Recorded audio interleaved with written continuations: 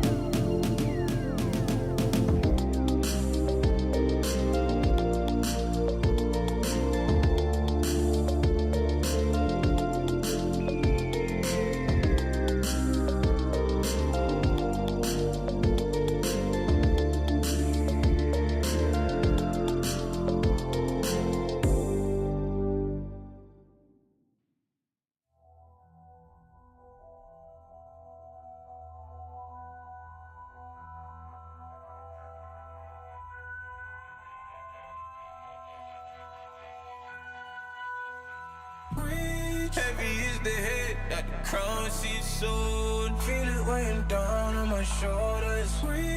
Rules are meant to break by the proudest ones. Money on my head cause I'm lawless. Taking no relate, walking down this road. I don't relate, being the same, ain't no debate. Cause rules are meant to break by the proudest ones. Didn't do recon, but they wanna lead him and guide him straight and tip him off axis. I was in a renegade beast, meanwhile they was cutting man deep like sickle or mantis. I've been winning off practice, not clout or digital captions. World's in madness, how am I gonna manifest greatness if I don't make actions? I don't need reasons, I just need money and power and stat lift. I don't wanna do it like that, that method's too underhanded. The big man said it ain't landing, never gonna profit off badness. Never got a dollar off sadness, but I've been sunk so I don't do sanctions. Heavy is the head that the crown sees soon. Feel it weighing down on my shoulders. Rules are meant to break by the proudest ones. Money on my head cause I'm lawless. Taking no relate, walking down this road. I don't relate, being the same, ain't no debate. Cause rules are meant to break by the proudest ones. Came in this game with a serious killing instinct, man, I never did courses. Look at all the times in the past they rejected him, now they wanna imitate patterns and forces. Stone eye vision like Gorgon. Terrified look in his eye when he finally realised all of the weapons that he brought to the war ain't forming. I've been giving this heart and body and soul and mind and organs, knocked to my fingers bled.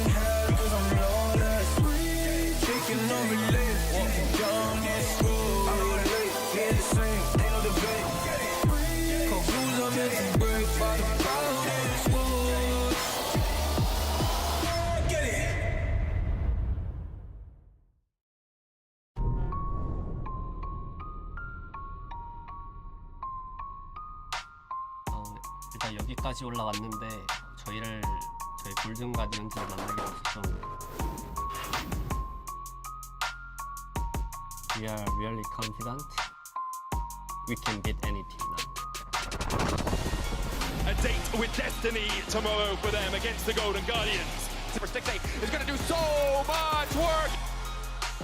打 GG 的话，我觉得会是一场很焦灼的比赛，因为我觉得他们实力跟我们其实差不多。And for PSG, it's been slow and steady wins the race.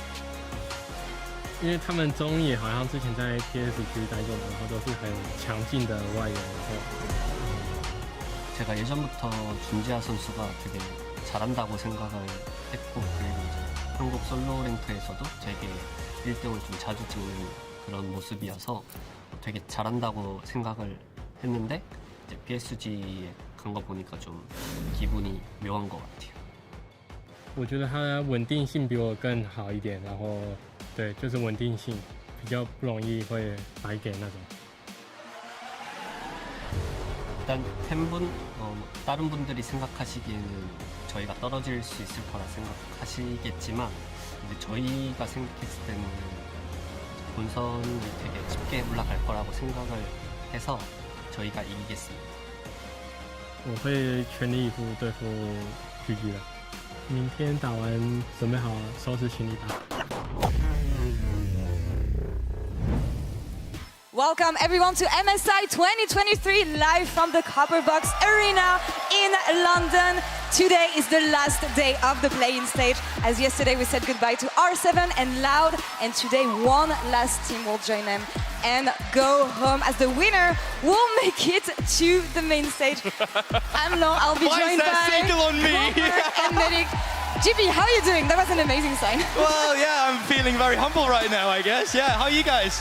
Very, very nice. I'm really happy to be with you on the desk, an ABC-esque desk today. It's true. Medic. Thanks for joining It's not us. often I get to go into the analyst desk, but I'm looking forward to it today. Yeah. It's going to be a banger series, I'm sure. Yeah, some people asked for it yesterday. Yeah, that's true. Here it comes. Medic on the desk. Today is win or go home for Golden Guardians and PSG Talent with the best of 5, and you qualify to the bracket stage. Lose and you will be eliminated. And here's a quick outlook at what the bracket stage competition looks like.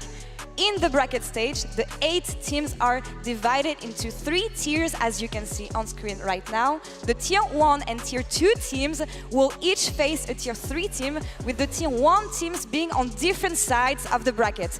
No team from the same region can face each other in the first round.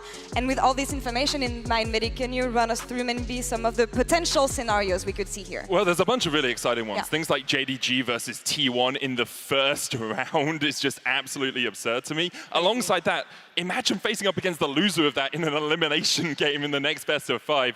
It's going to be incredibly exciting. I think the way that it's formatted does mean that we'll get probably at least a couple of banger best of 5s in the first round. I mean, they should all be bangers, but I expect we'll see some of those really highlight matches in the first round. And that's where you understand that the format is really, really hype, GB. Any matchup specifically that you were looking to see in the first round? I mean, there's so many you could mention right in the end, but I think I'm looking specifically at Cloud9 Berserker potentially versus T1 Gumayushi, you know, 2 former T1 boys that could go up against each other. We've already seen an amazing performance by a lot of AD carries in the play-ins, and the level is just going to get more elevated the further we come to that bracket stage. I love the EU LEC versus LCS rivalry, so I want to see Cloud9 and G2 in the first round. We'll see if that happens, because the draw show is today after the series, hosted by Frankie and special guest Odo Amne. Bracket stage starts in 2 days on May 9th. Now I want us to focus on the series we have today. PSG Talent versus Golden Guardians. Golden Guardians on the first side. Amazing Cinderella story. No one believed in them. In the LCS, I think they were the teams people had the least expectations from. They fought their way up in the playoffs, earning their spot at MSI, and there's a lot of interesting stories on the side of every player in this lineup, GB. Yeah, for sure. I mean, this is a team that just really elevated with the competition too. The further they got into the tournament, the better they actually got. And I think they rallied behind some of the initiators, like Huhi specifically, down towards that bottom side. But it's just the fact that it's such a Cinderella story for pretty much every single player on that roster, and they're continuing the story now with their eyes set on the bracket stage. Yeah, you look at 6A. Last time he made MSI, he went to the semi-finals. It's been 7 years since he made it to an international competition. FLICKR as well, semi-finals at Worlds against Fnatic, and now is a resurgence of his career. Like, the stories are just echoed throughout the entirety of Golden Guardians. And when you look at the newcomers also on this Golden Guardians lineup, River and Gory facing off against their old team. True. Amazing story here. So players know each other. They know their teams. They know the work process here. That's the thing, like PSG or Golden Guardians Academy, you know, there's a lot of players coming from PSG going to Golden Guardians, but I think for sure that they are a team that had to rebuild a lot of their roster, actually pretty much everyone. It's not the same names that we're used to. Like, even River playing against his old team is not playing against old teammates in this regard. So it's really impressive, and just a testament to the staff behind PSG as well, that they were able to replicate the success we've already seen from PCS and them. Yeah, familiar with the structure, but not the players themselves. As you said, they found success in MSI 2021. Can they make it to the MSI bracket stage once again and have an amazing run? Do you think this lineup is capable of doing it, Medic? Because coming in today, it feels like PSG is the underdog. I definitely agree that PSG are the underdog, but when you look at players like Junja, when you look at a player like Wako, who, if he is given the position to carry, can always carry the team, PSG play really well around these new faces. So I think there is an expectation that Golden Guardians should win, but I really wouldn't be surprised if PSG are able to take the series today. And there's a specific matchup maybe we want to focus here again in the jungle, because tonight River will face off against his former team as he's fighting against Junjia in our featured matchup presented by Mercedes-Benz. Today's featured matchup, sponsored by Mercedes-Benz, sees River facing up against his old team. Having made his name in the PCS with PSG, it is now up to River to show he made the right decision, switching to Golden Guardians and beating his old region on one of the most important stages in League. Oh, it's shooting fish in a barrel! Oh no, it's a slaughter! Golden Guardians ruthless in this game. On the opposite side of the rift, we have Junjia, who has performed phenomenally this tournament. he's shown that he's ready to fill the shoes that River left behind. Dasher will tank it. Gladly he will. The taunt comes out as well. Another for Wako. It's 3. PSG in the end will clean up the fight, and Loud are left wanting. This marks the first best of 5 of this new MSI, and it's do or die for both teams. 我会全力以赴对付 PG 的。明天打完，准备好收拾行李吧。Amazing video for this featured matchup, and also respect, banter, everything. River versus Junjia, 2 backbones for their respective teams. GB, how do we expect things to shape up in the jungle today? I mean, they've both just been pillars in the early games for their teams. You can see it a lot in the stats here from the kill participation at 14 minutes. Not just that, we can see there's a slight edge to River in terms of how much time he spends just with the assist he's also got, and Junjia a bit of a power farmer as well. Yeah, you know that these 2 players are the catalysts for their teams. Their ability to get in and influence the early game is vital, but as you said, I think the slight difference is that when I look at Junjia, I know if he gets ahead by himself, he can then dominate the game. Whereas with River, I expect a little bit more facilitation of the rest of the players on his team, which he does incredibly well. And when it comes to the champion pool, maybe, and the differences we see in the jungle, GB, lots of shared picks. And I'm not surprised to see that. That's the thing, right? Because both junglers here can be so flexible in terms of what their team need. We saw it yesterday with Junjia when he had the Galio in the mid lane. He was playing the Kindred around it, but both of them can be a Kindred player, can be a Viego player where they want to take charge in the jungle. They want to be facilitated, but they can also be set facilitators. You see the Sejuani on Junjia. You see the Vi as a shared champion. And the Krakens and, of course, Jarvan to come through. It's just 2 players who wants to be the carry, but can also be the carry or the player that makes your teams shine like carries. Yeah, and I think these champion pools as well are kind of indicative of how these teams like to play. We see Golden Guardians a little bit more in the early game, trying to get those early game leads. Yes, they can play late game team fights very well, but what I expect from them are sizable gold leads before the 14-minute mark. They did it against Cloud9, they did it against FlyQuest in the LCS, and they've continued to show that here on the MSI stage. Yeah, PSG here with the longest average game time of all teams at MSI, 5 minutes higher than the average. Doesn't surprise me when you see how this team drafts. It's super interesting, right? Because you can see the gold difference at 14 minutes, which is often on average. PSG is the team that's more ahead, but their game time is way longer than Golden Guardians' average game time is. And it comes down to the fact that PSG as a team with their style likes to play a more slow-paced game, and Golden Guardians as well, specifically in their games against R7, was very much on the trigger, was not afraid to go for the dives. I think I was talking to you, Medic, and you were like, this seems a bit greedy, and I was like, wow, but they can pull it off. It did work for them, right? And I think that is the big difference that we'll see, right? Golden Guardians, when they get a lead, try to accelerate it, whereas PSG will suffocate. It's about denying the enemy team more than actually taking them off the map and then taking turrets and taking more objectives out of it. Right, let's focus on the other side of the Rift here and Golden Guardians, because yesterday Frankie caught up with Golden Guardians assistant coach after their win against R7 in the Verizon Game Day interview. I'm very excited to be joined by Charles from the coaching staff of Golden Guardians. So far, London is treating you incredibly well. Are you feeling good? Yeah, we're adjusted. We flew in earlier than some of the other teams, so we took a bit of time to adjust to the time difference, but we're on a bit of a roll right now, so we're feeling it. And what's your verdict on the team so far here in London? We really want to play against like the main teams, ideally. We've already played against BLG, and that was a really fun experience. But yeah, I mean, we 2-0'd some of the play-in teams, so yeah, it's we just want to get to the next stage, ideally. Are there any regrets so far? I mean, before we started recording, we did talk about the Morgana pick with Huhi in that 3rd game against BLG. I mean, you just won one, you have the momentum. Why that draft? When you're in that kind of situation, like the tension, the stress, I think after that game 1 and game 2, it felt like we tried to cheese them level 1, like the Zyra Khan level 1 and the Kindred invade. And then we felt like after playing the first 2 games as coaches, we said like, we actually think we're going on par with these guys. Like we don't need to get creative or anything. We ended up going Morgana, so. So you did get a bit. So maybe we did get a bit, but I will say Morgana was working really nicely into Vi for us in particular. And also the Zyra Khan, like we got through lane phase pretty well. There was one bot dive, I think everyone remembers early on, that we didn't communicate and didn't cover. And that really made that game 3 like pretty hard. I think if we covered it, it would have been a different story. He was known for creative and slightly strange picks, even when he was playing mid way back. We're going back to like 2019 and the CLG years and everything now. But he's obviously bringing it to the support role as well, and he's calling the shots in the server. I'm hearing maybe the power's going to his head. He's a sassy queen. Yeah, I like that a bit.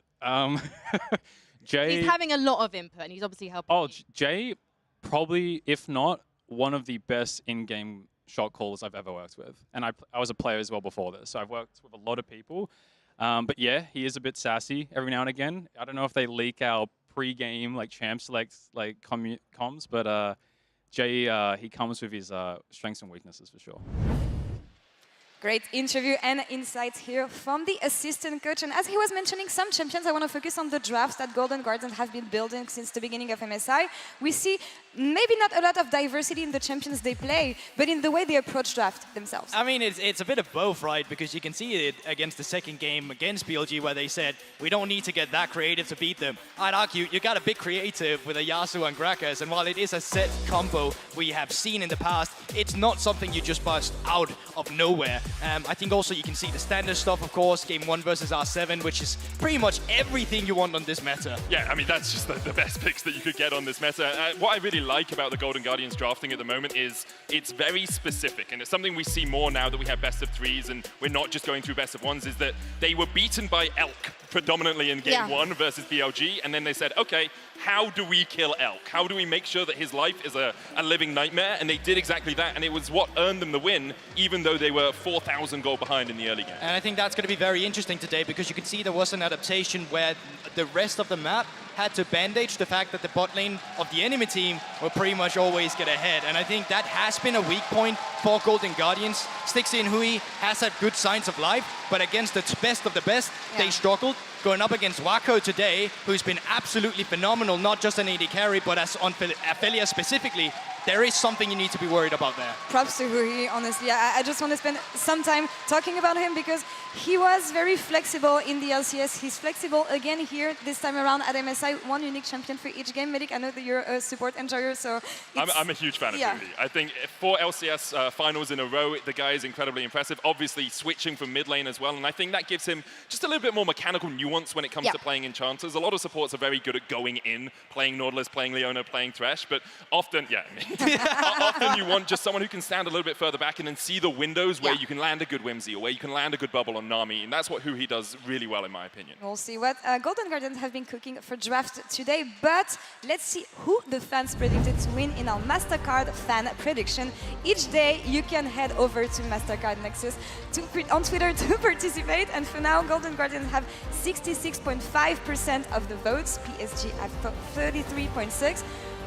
I think it's logical. We said that PSG was the underdog coming in today's matchup, and of course they have the fans on their side. I think Golden Guardians have just shown us a little bit more so far at MSI. I think PSG against G2 did have a good comeback, but they were still behind, and Golden Guardians have shown us that through an early game lead, they can take the game out of their opponent's hands. So I think I'd agree with the fans here. Yeah, I just think in general, it's the fact that Golden Guardians, they're a bit more happy to have those resources and do something with them. When you see a team that just sits on it and wait, there is a window where teams can come back, and I think that's the thing that you have to look out for, because I think PSG are capable of getting wins, they are capable of getting leads, it's just how consistently can they do it. We'll see the approach both of these teams take in today's first best of 5 at MSI 2023. That's all for us here on the desk. Let's send it over to Quickshot, Mark Z, and videos for Golden Guardians versus PSG Talon.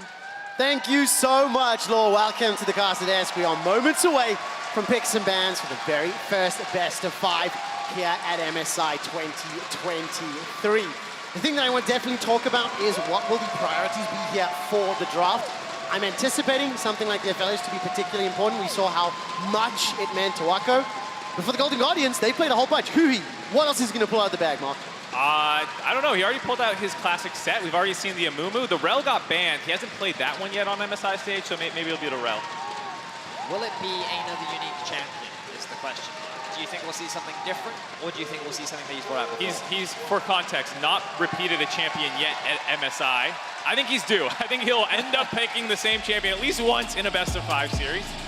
Well, we're going to find out. We're getting ready for draft between Golden Guardians and PSG. The winner will move on to the bracket stage. The loser will be eliminated. And right off the bat, that Aphelios that you were talking about, quick shot, going to be banned away by Golden Guardians. I mean, Waka's played that 5 games out of the 6. The only other AD he's played has been Lucian, so the near polar opposite to what we've seen from Hui. And we also saw yesterday Loud taking the gamble, leaving the Kennen up, and still PSG grabbed the Aphelios first. So no surprise to that one banned. Also worth noting, this is the first coin toss Golden Guardians has won. Coach Inero, or GM Inero now, had let them down and lost every single coin toss thus far, but got it when it mattered. Is the coin toss meta a really important thing there, Mark?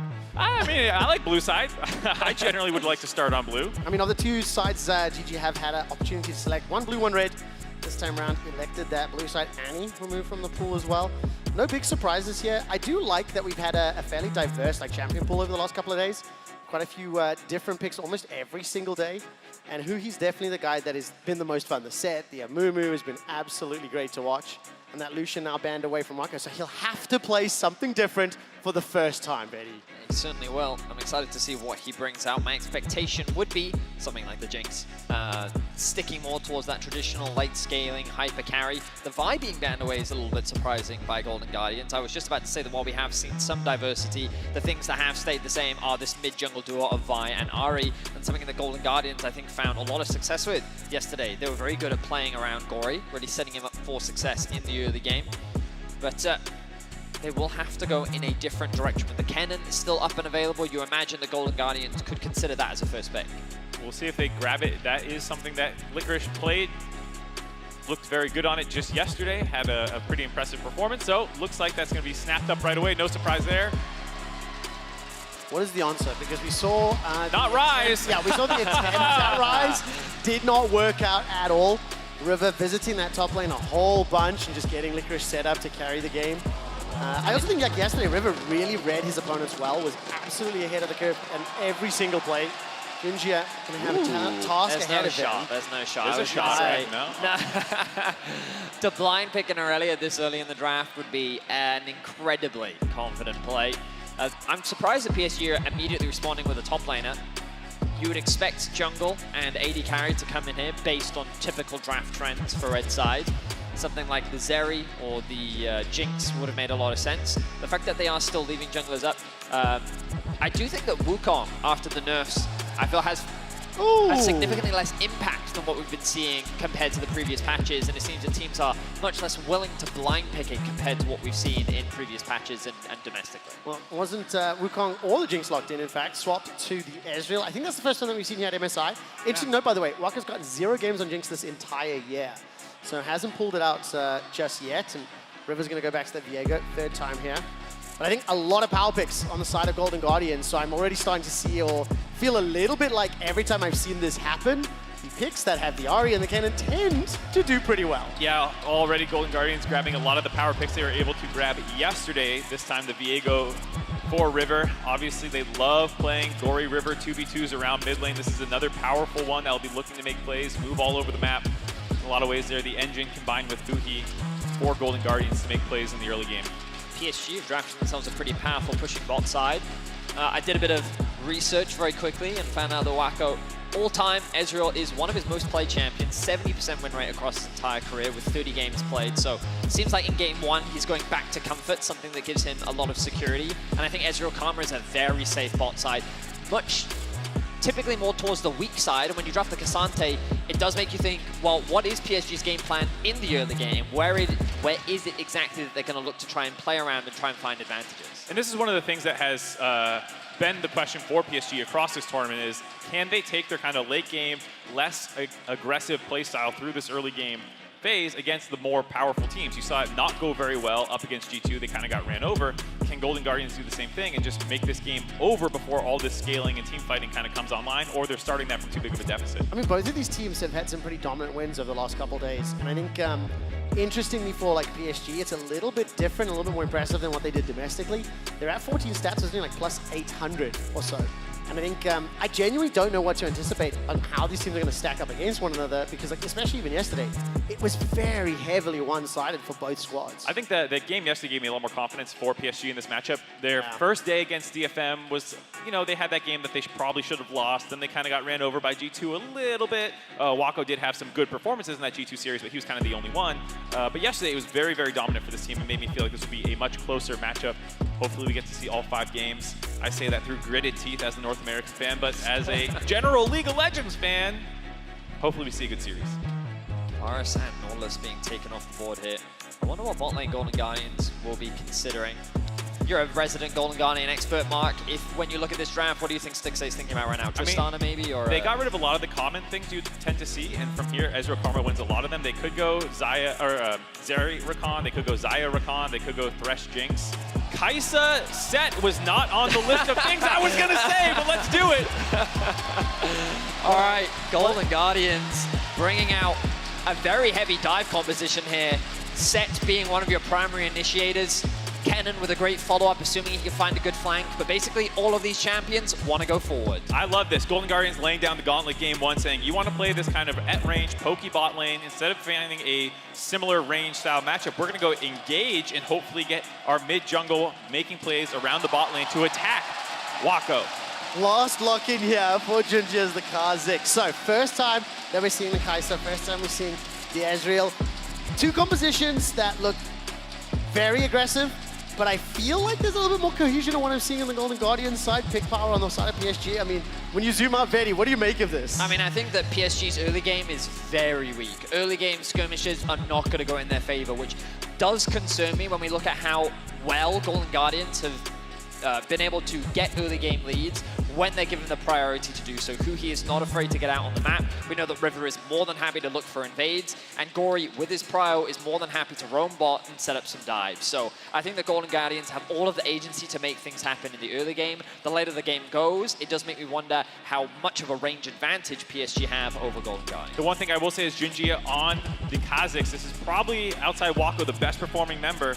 The EDG sub-jungler stepping up a little bit in the G2 series, taking a lesson from Yike this time around, taking the Kha'Zix. I mean, in terms of like kill participation, 93% for Junji. He's got a 30 KDA. Pretty good. He is pretty impactful for his squad. And on this Kha'Zix, going to be looking for those assassinations. Also, another little tidbit for you. Gory's Ahri across the 2 games that he's played has not died a single time.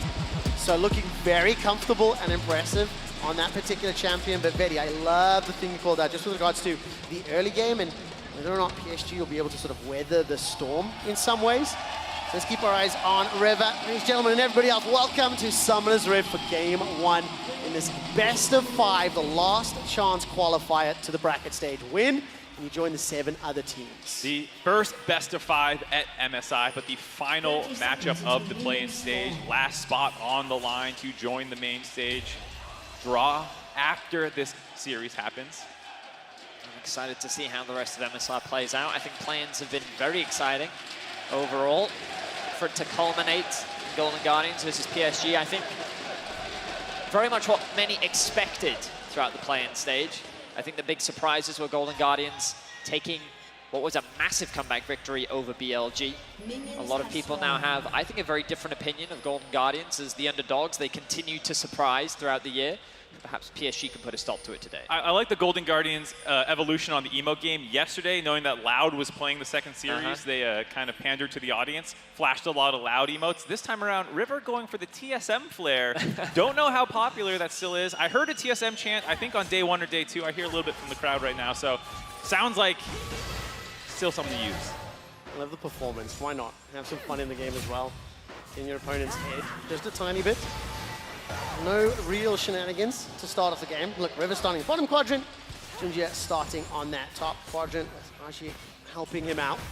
And first Ezreal, first Karma here at MSI. I think on day 1 on the analyst desk, we were talking a little bit about potentially seeing Ezreal, but some of those more like team fight focused ADCs have taken to higher priority And also first Kai'Sa too. So this will be a fun lane because it's definitely not something you see very often. I mean, in Europe, we've had the luxury of getting to see a couple of Ezreals.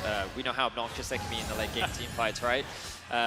But in early laning phase, typically it can be difficult for Ez to get that prio in lane, but when paired up with a Karma, you have that double range matchup, so much poke, and you're seeing the poke on your screen right now.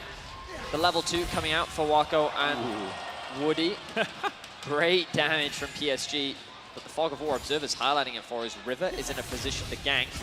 He has the flash, he just needs level 2. He should get it off this melee. Oh, no, one more minion. One minion being cleared out there. There's the engage from Huhi. Woody's still got that flash available. Stixxay stepping forward, cleansed out. The breaker forward. River is being chunked out from Wako. Wako now may be the next target. Stun connects. First blood secured by Golden Guardians and River. The shield keeps River alive just enough to get away.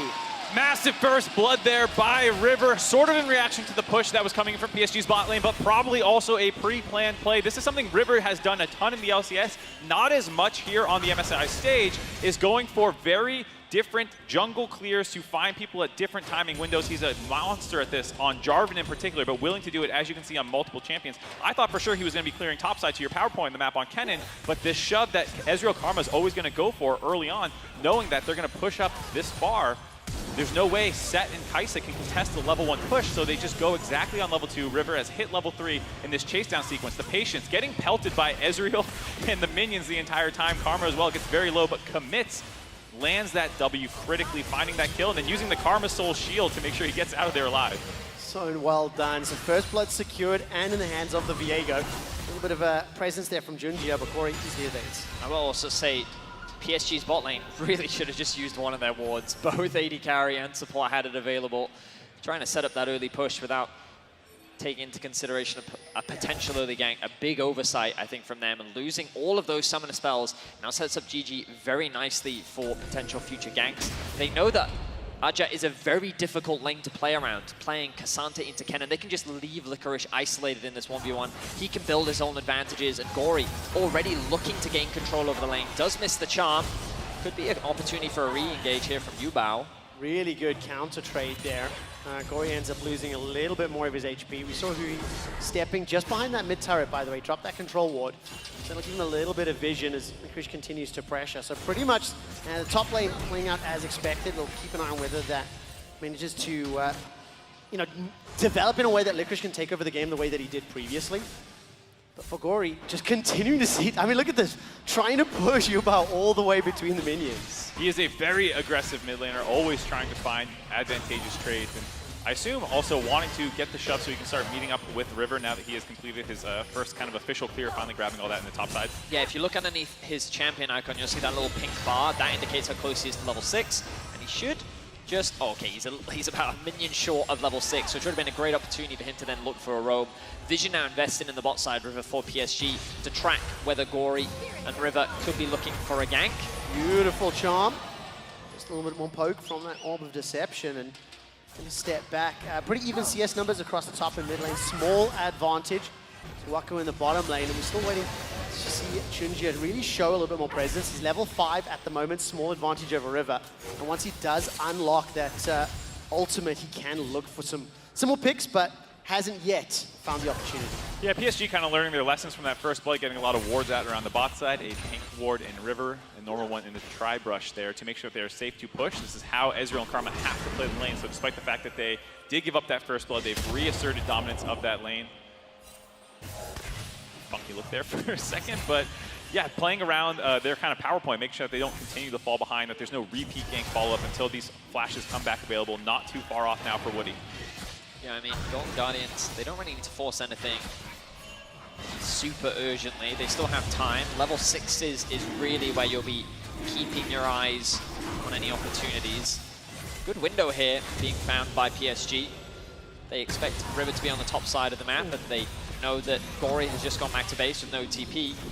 So with the push that they have in bot lane as well, should be an easy dragon secure very early on.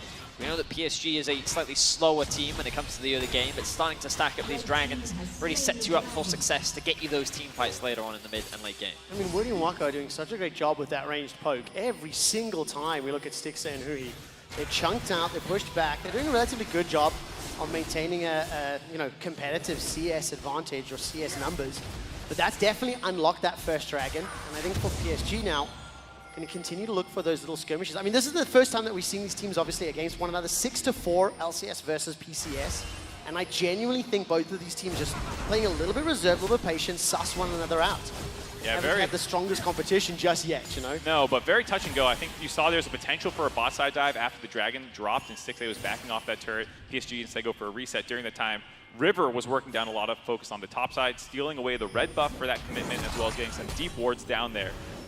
You'll notice now Woody going back to base with the Herald spawning in about 20 seconds time. Wouldn't be surprised to see him now getting out on the map, start leveraging PSG's number advantage, because Huhi's not going to have that opportunity to go back to base yet. And already, if you look at the base, you can see Woody making his way down towards mid.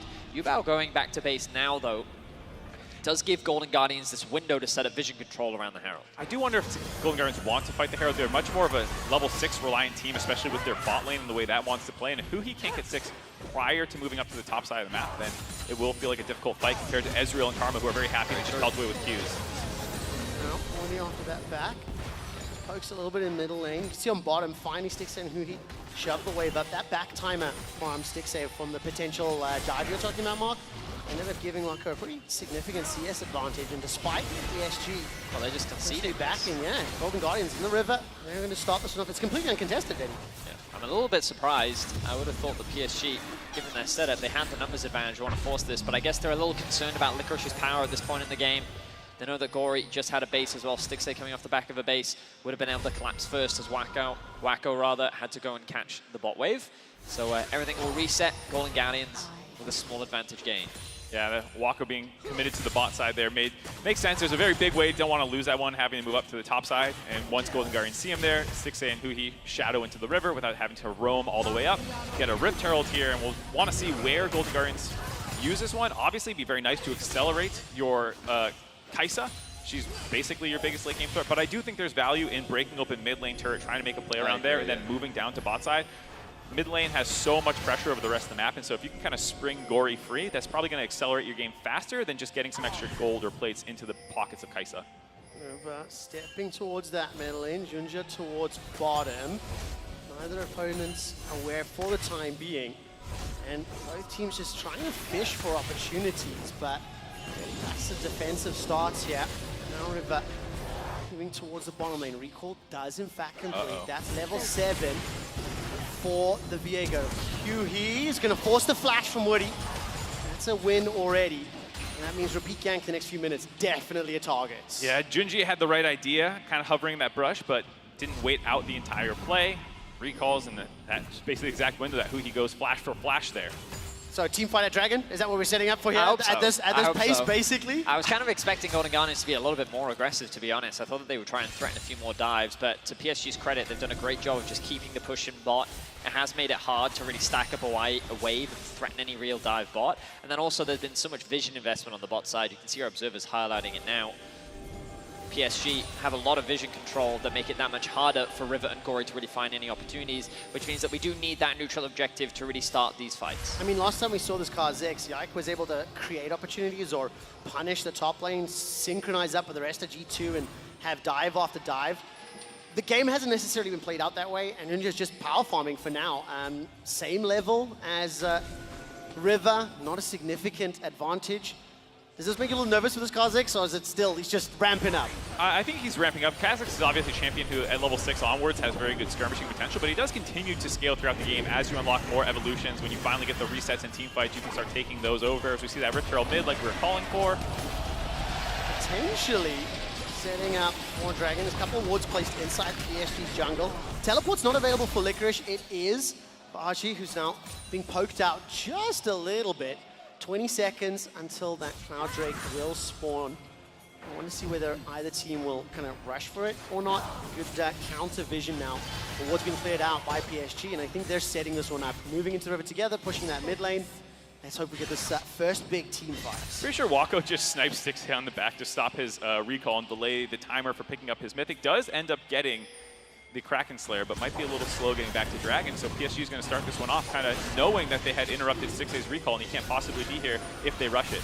Ooh, Yubao A little bit of trouble, caught out, Heartbreaker used. Frozen Tomb to buy some time. Dragon has been secured by PSG, and the charm right out of it from Gory secures the kill. So that's the second for Golden Guardians. Not a large minion wave to work with, and the stolen soul of Lissandra won't find that Ring of Frost. 2 dragons to PSG, 2 kills to Golden Guardians. Frankly, just a massive overstep from Yubao. Like, he was trying to interrupt the back of Gory there and disrespecting the possibility that River may be hovering around mid, ends up giving away a free kill that I think they really didn't need to give. Especially given the context that you know you're getting a free dragon. Like, the jungler's not hovering around the dragon. Maybe he's over the wall looking for a steal, but they had good vision to know that was not the case. Big mistake there by Yubao, handing a kill over to Gory, continuing to accelerate that lead. Now up about 700 gold for Gory. I will say this immediately picked up as well. Yeah, huge power spike. I will say for PSG, the saving grace is the dragon stacking. This is something that they love to do, and the overall pace of play has not been that high. No, I mean, look, it's 2,000 gold here for Golden Guardians, and in the BO5, the final series before bracket stage, this is a little bit more reminiscent of what you see in BO5s that MSI and Worlds of years gone by. It's slow, it's tentative, it's a little bit more pensive. And in comparison to a lot of the series we've been seeing throughout the last few days, it is definitely a few paces down. Well, like we said, PSG is the lowest combined kills per minute team in the entire tournament, so it's no surprise to see them taking it slow. Even their series yesterday was kind of like that. Right now, Angel will get chunked out just a little. River's Heartbreaker is available to him. Uba was moving from the mid lane, but again, no further engage. There wasn't enough support for River, so they just did a little damage and backed away. And again, PSG just doing a great job when it comes to this vision control. They have wards littered around the bot side of the map. They have so much control, so much safety, so much security that they allow Wacko and Woody to just continue to secure these plates and build advantages in the bot lane 2v2. Right, exactly. Despite that kind of first blood that came in down there, it is still a pretty hefty gold lead, up above 700 now for Wacko. Going to get a little bit bigger once he finally drops the first third of the game in favor of PSG. So super quickly, this is a slightly slower paced game. Log in with your account and watch MSI and lollysports.com for exclusive MSI drops such as emotes and icons throughout the entire tournament. And since we are at 14 minutes and pretty much dead even as far as the lanes, the towers, a minor gold advantage here for Golden Guardians, we may be setting ourselves up for a 3rd or 4th dragon, just gigantic team fights. And I think in my head, that cannon could be absolutely gigantic. And whether or not Junji and Waka can get away from it and find those picks in the back line. Yeah, this whole time I've been talking about bot and top and mid and all these things. We gold up. Did not cover how far ahead Licorice has been able to get. Grabbing those turret plates as well as about a 20 CS advantage for himself. And he's kind of the X factor for this game. Find clean engages into this pretty squishy backline on the side of PSG. Yes, you have the Cassante, but he's really the only member who has any significant durability. Yeah, I mean, what I'll say is Golden Guardians comp is dive. Right? Yeah. It's very straightforward. Set's ultimate, really good at closing the gap. Kai'Sa ultimate, Ahri ultimate, Diego ultimate. You get the point, right? Whereas the game plan for PSG is, can you survive that initial dive? If you can, if you leverage some of your mobility, some of your stalls, some of your disengage, and you're able to weather that initial burst, then there's definitely room for PSG to turn the fight around in their favor, leverage some of their range, leverage some of their poke. But it all comes down to where that initial kill comes from. Diego gets that initial pick, if Kai'Sa gets access to the back line, like, you can see how easy Golden Guardians can run away with the fight. Keep it simple, Set. Just follow the all-in, find out whether or not the shotgun fire will actually secure the kill. But I also think I want to keep an eye on whether or not Licorice will be able to find those angles of entry, because the last time that he did play the cannon, was able to have significant impact with that slicing maelstrom. There's only one tower down, right? So we haven't really moved into this phase where you're pushing into enemy territory, trying to use this vision right now. Wacko Woody just waiting, hoping wherever he step forward. And for PSG, they're going to feel pretty comfortable so far. Yeah, I really like this lane setup for the side of PSG. You go 1-3-1 right now, and even though the Ahri is a bigger threat than Yubao in the side lane, you also stop Golden Guardians from being able to pressure the mid lane turret by having the Ezreal there and forcing the Kai'Sa to match him mid lane. This is where you had Prio your entire game. You're going to keep that now in mid lane and keep that turret up as the 3rd dragon spawns, making sure Golden Guardians could not drop that one before this 3rd dragon comes up. Means that they won't have as much mid Prio as they thought they might have if they had kept the standard lane assignment. While that's all very smart and very well explained, Mark, I'd really like them to stop punching each other in the face. This requires bloodshed. Okay, very. 20 seconds until the next dragon. 4 members of Golden Guardians grouped up towards nice. mid Licorice lane. has made his way down. No teleport fire also there. We've got 5 people, Trevor. 5v5. We can count. Vision is A little stronger there for PSG, just behind the Dragon Pit. Thank you to the observers for the toggle. But it is the Guardians inside the river first. So PSG have to step a little bit into that darkness. No TP available just yet. And Dragon has been started there, Betty. Oh boy, you guys aren't ready for this. You guys aren't ready for the trade mid lane. This is just pure concession right now. Junjia will fire out those missiles for now. Dragon soloed by River. Tower just about to fall. Frozen Tomb forward. Gory is in trouble, forced to flash. Spirit rushes away. The shield is huge for Hui, and the slicing Maelstrom gets another kill for the Golden Guardians. That's a follow back, as well as Wako's got a second. And now the third of the fight goes to the Guardians. It's a slightly chaotic start, 2-for-1 in favor of the Guardians. What looked like a great play out of PSG to just sack Dragon, force mid, get the turret, and keep scaling. They get baited into going on to Gory. They will actually finish that turret off, but a nice fight out of the Golden Guardians will allow them to even out the mid lane turrets there. I mean, it's literally a fight on 3 different fronts as River, Tower, and the flank over the wall. Dragon was secured by the Guardians. The tower goes to PSG. So net positive, you have to feel a little bit more LCS favored? It still feels good for both teams. I think at the end of the day, Golden Guardians stops the Dragon stacking out of PSG. They're able to grab the mid lane turret. They win a fight. But at the same time, PSG did not lose too much. Initially, it looks like a clean pick-off potentially onto Gory with this flash ult combo, the Everfrost to follow up on the tail end of it. He's going to be locked in place for a long time, but just barely able to get out of there before the Kha'Zix showed up for the isolation damage. He kind of giving his life up and landing a ton of damage there for the rest of the team, giving FLICKR the potential setup. You see how annoying Exhaust is for the Kennen here. And it looked like it was going to be a very clean fight there, but you know, at the end of the day, PSG still had the Ezreal left up at the end of the fight to grab that turret on the tail end. Yeah, I think that PSG walk away knowing that they got another kill into their Ezreal, and he's scaling it very nicely, but the fact that Golden Guardians were able to find a great fight just goes to show that when PSG are the initiators, that's actually a worse position for them to be in because it makes it so much easier for Golden Guardians to actually get that re-engage.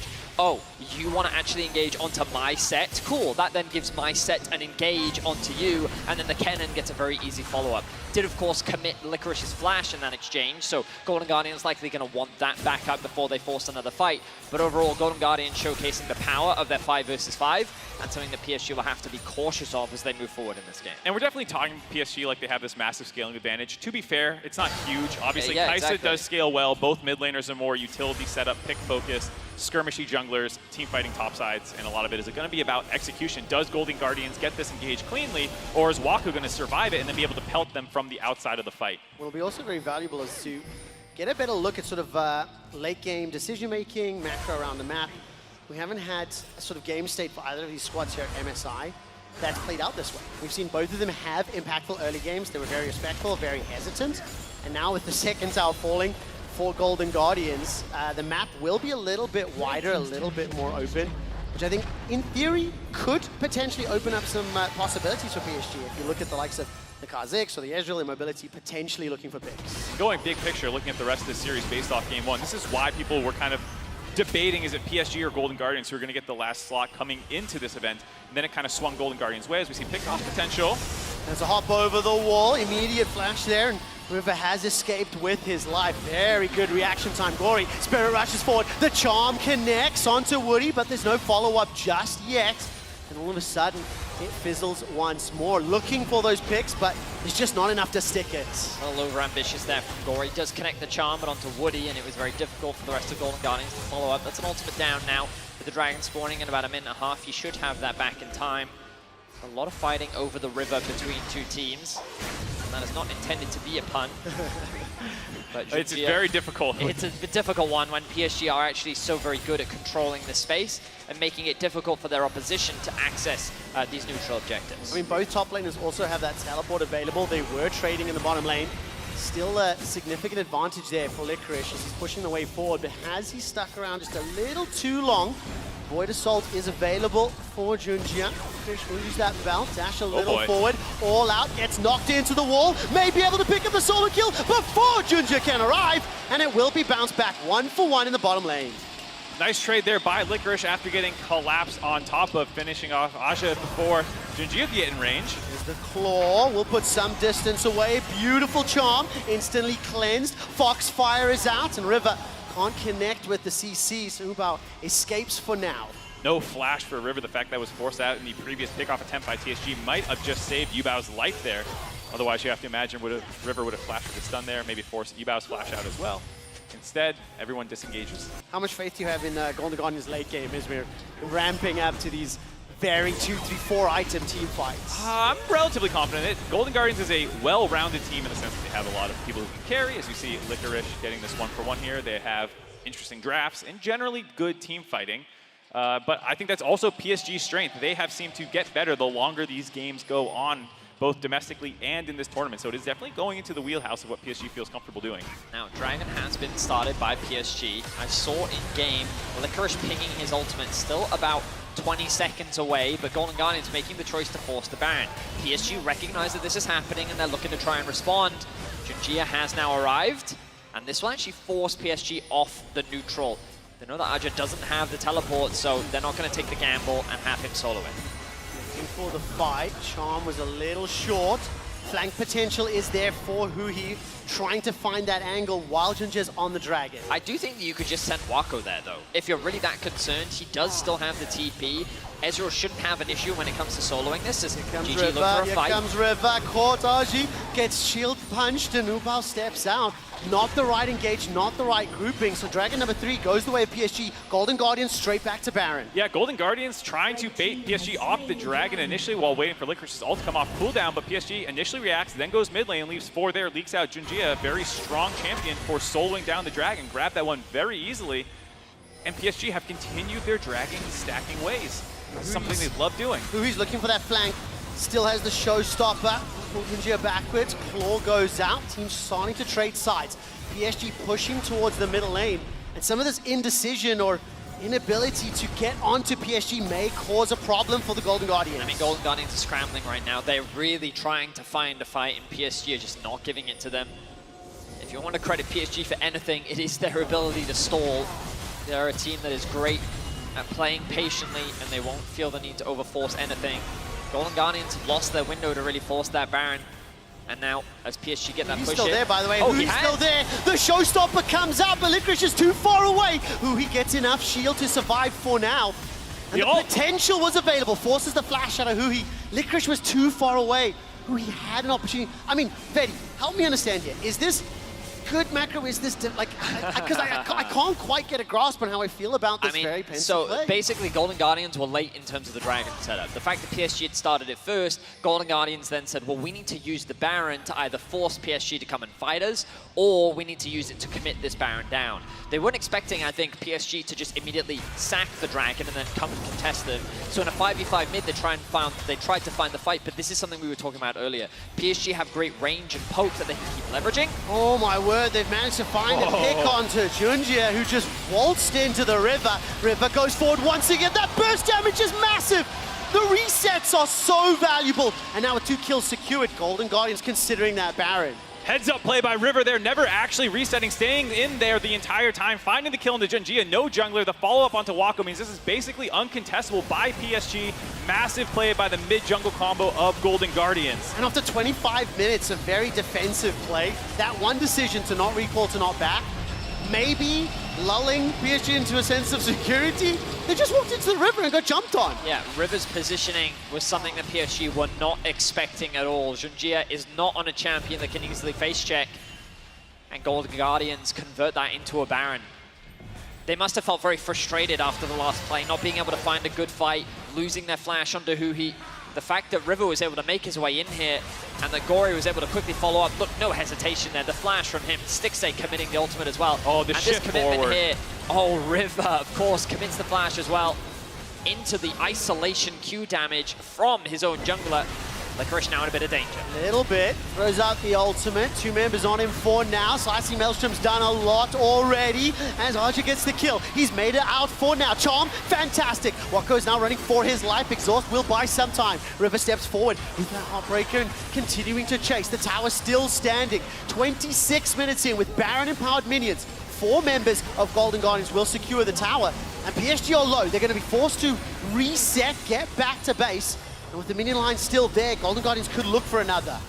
Nice pick off by PSG there, but not healthy enough on the tail end of it to actually defend the push quite yet. 4v5, they're still going in. FLICKR up at 20. Will have TP when he rises. Hex Flash is available for Huhi. Ultimate is available as well. With that cannon minion there starting to chip away, they're looking for it. Junji's going to make his way out of the base. He's on the steps for now. That's the engage. Pulled forward. Showstopper down. Oh, she's pushed backwards. Gory's trying to get the damage out, but too many members of PSG stepping forward. Stixxay manages to take him down with the Acathian Rain. The minions have been cleared out, so the tower still stands. Another pick. After 25 minutes of defensive play, now Golden Guardians are building up the tempo and throwing themselves at PSG. Looks scary for a second there. Aja with the 3-man Q knocked backwards, but it baits Wako into his second mispositioning in the late game here again, stepping too far forward. Stixxay's Q finishing him off. During that time, Licorice as well, trying to get the mid lane tear down, but Golden Guardians make good use of this Baron buff, growing up to a 6,000 gold lead, a 4,000 gold power play on the tail end. I think the Golden Guardians are really good at pushing their advantage when they've gotten it. And I think that the fact that they were able to find a tier 2 tower on the bot, huge credit to them. The Dragon spawns in 30 seconds. They know they need to reset for this objective. Otherwise, it could be a soul for PSG and a way back for them into this game. Plus 3,500 gold here for the Red Bull Baron power play. And looking at Junji on this Kha'Zix, I haven't seen the impact on the game.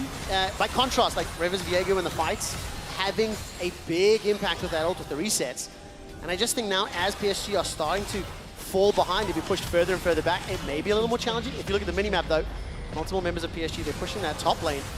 Ooh. I don't think this little experiment has worked out. The tower is going to fall. Nobody from PSG is in base to defend just yet. The inhibitor is just going to be completely conceded. Really nice bluff call by Golden Guardians there. I think PSG is assuming that they're just going to use the tail end of their Baron buff to get prio in order to go to the Dragon. Yep. And PSG's like, great, we'll flip side to the top side of the map because we can stack a Dragon.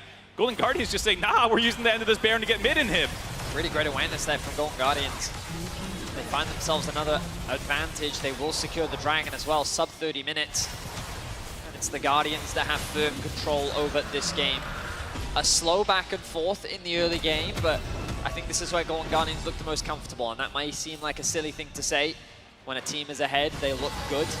But I think the Golden Guardians have, one of the things I felt that we saw in their finals against Cloud9 was that they could get these leads, but sometimes it could be challenging for them to consistently close those leads out. And I think that throughout this tournament especially, we've seen them grow and develop in terms of that mid-game control. And it was even Licorice saying in an interview that as long as they can get that early game better under control, then they believe in their ability to close out in the mid to late game. And right now, their setup around Baron is good. You imagine that the next play is keep control of a mid, push out top, get control of a top side vision, and then start playing towards this Baron. Ideally, they want to find a pick, and they don't want to go for a gamble 50-50, especially against a champion like Kha'Zix. I mean, both of the picks that have led to the big advantages here for the Golden Guardians have come from what felt like a bit of a surprise to PSG. That River pick where he delayed his back, the Baron push, catching PSG off guard.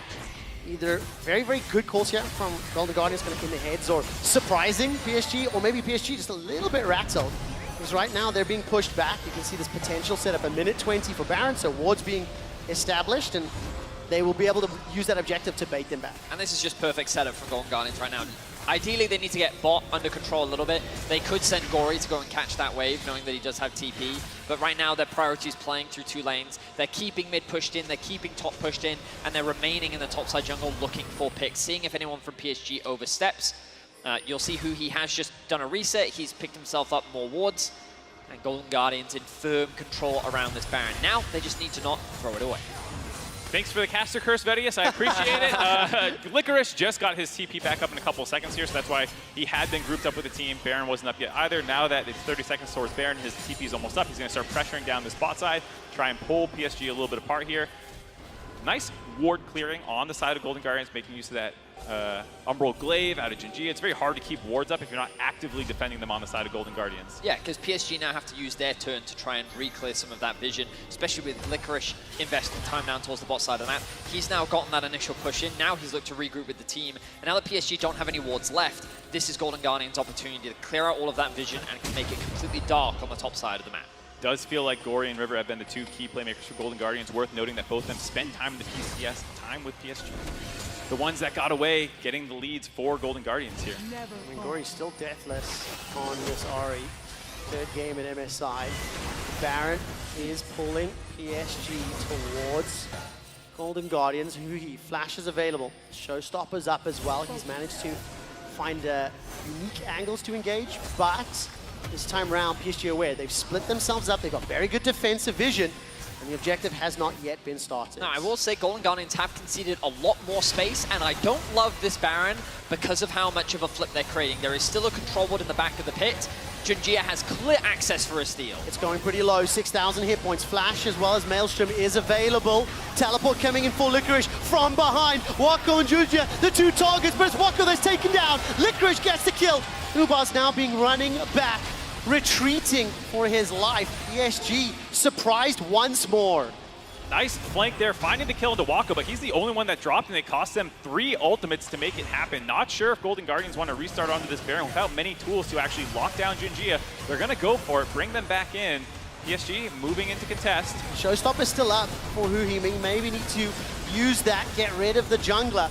Turns his attention to Woody, pulled out of the pit. 5 members of Guardian. 17 seconds for Wako. Teleport is available. He's also got that true shot barrage. Baron is now down 4,000, 3,000. The claw goes forward. 1,000. Baron secured by Golden Guardians. Huhi engages, catches Woody, and Junjia is burnt down, running away once more. She's the next target. Teleport's coming forward. Wako, can he finish this off for PSG? Is it too little or too late? River's going low. Heartbreaker's out. Woody's now going to fall, and Wako's running for his life. Junjia throws out those missiles, hops over the wall with the arcane shift. Heartbreaker once more. River's dropped, and Wako will be the final kill. Huhi steps forward and punches him in the face. One last kill for Golden Guardians and the ace. They turn their attention to the Nexus. 5 for 2, victory for Golden Guardians. A mid-wave already shoving in after grabbing that inhibitor turret. The teleport's going to come in to try and end this game. A beautiful fight from PSG as they fall short to Golden Guardians. It looked like a good opportunity. It looked like it could have gone so heavily in PSG's favor, but Golden Guardians stamped their authority. They stamped their victory, and they're looking to go 1-up in this series. Golden Guardians pick up the first win, the best of 5. One step closer to that bracket stage. And I'm going to be honest, that was an interesting game to watch. That final fight, had Wako had arrived a couple seconds earlier, may have been able to have more of an impact, but definitely not what I was expecting, definitely not the tempo that I was anticipating, and the way that it ended with so many of those unique approaches to the teleports and plays. I want to see what PSG do as a reply. I mean, I think the Golden Guardians, in terms of draft, got everything that they wanted. Yeah. I think that they played the fights very well, and huge credit. They've had some great teleport flanks. Licorice, once again, having massive impact in these games. I was concerned with how much vision they were conceding in the topside jungle, and I felt like that this was a mistake, and I do wonder if this was part of their master plan to leave that single ward in to allow for a TP flank for the Kennen, because that really cemented the game victory for Golden Guardians. It does feel like a game where, in a lot of ways, PSG was able to execute on their own game plan in terms of slowing the pace of play down, stacking the dragons. It was just these little moments where Golden Guardians found their angles, the first blood, the river camp in the brush, and then that TP flank for the Baron. If these little moments go differently, it's very easily a PSG game. I mean, it'll be intriguing to look back because PSG did a pretty good job at clearing all of Golden Guardians' wards out from that top quadrant of the jungle. But obviously that very, very deep ward just a little bit missed. Was it a really good play, a really decisive one, or a small mistake? Either way, Golden Guardians used They made it work. Exactly. And that's all that matters. They You know what I mean? made it work. You get the dub, you don't look back at it. What's VOD review? You instantly start talking about game 2. Now the question is, with that cannon still picking up a win, but not necessarily having the same level of impact, in Golden Guardians, now that they are going to potentially be on that red side, do they risk it? Do they ban it away? I mean, it didn't like 1v9 the game, but it had a massive gold lead on its own. It found a number of team fights. They tried to attack it in the side lane. Licorice was able to find a 1v1 trade kill out there. So like, this is a champion that I think PSG took a risk on leaving up, and they learned their lesson. For me, it's just this Ahri plus River on something that can do stuff champion duo. Like, pretty good. I think that you can't afford to give Gory something that has this much agency. Yep. You saw how much push he had in mid, how well he was working with River, and how quickly he could follow up on those picks. I think you have to take this Ahri away from We're going to Gory. find out what the plan is after the next segment with the Analyst Desk. We'll break down game number 1. Thank you, Quick Shot. Golden Guardians take the first game here. And Odo, thank you for joining us on the desk. My pleasure. Congrats, making it to MSI. I'll spare you the jokes of Excel making it to MSI, and we'll go straight into the draft discussion here, because GB, we set up the fact that GG could be creative, PSG could be creative also, and we got a lot of new picks here for this game. Yeah, we certainly saw a lot of new things as well coming through with it. Wako's Ezreal, it's its second most played champion coming into this series. Medic gave me the good stat that 70% win rate for him as well in that that regard. But I think it was very interesting. It's been a while since we've just seen Ezreal, Karma to come through, and even more interesting to see a set be locked into against it. You kind of have to flip it. Golden Guardian still did it, but very interesting new draft. I don't know if you have any takeaways straight from it. Yeah, I mean, it was interesting. I think the set pick didn't really make a lot of sense, or the comp didn't make a lot of sense, because I think Ezreal was a monster pick this game, but I think it was paying off very, very well up until the point where they made a mistake around Nashor. But up until that point, I felt like Ezreal was going to take over the game, and I don't know, Kai'Sa didn't really make a lot of sense into it, but they pulled it off. Let's take a look at the breakdown, maybe post-game, to see how this game was paced. Weirdly, as the caster said.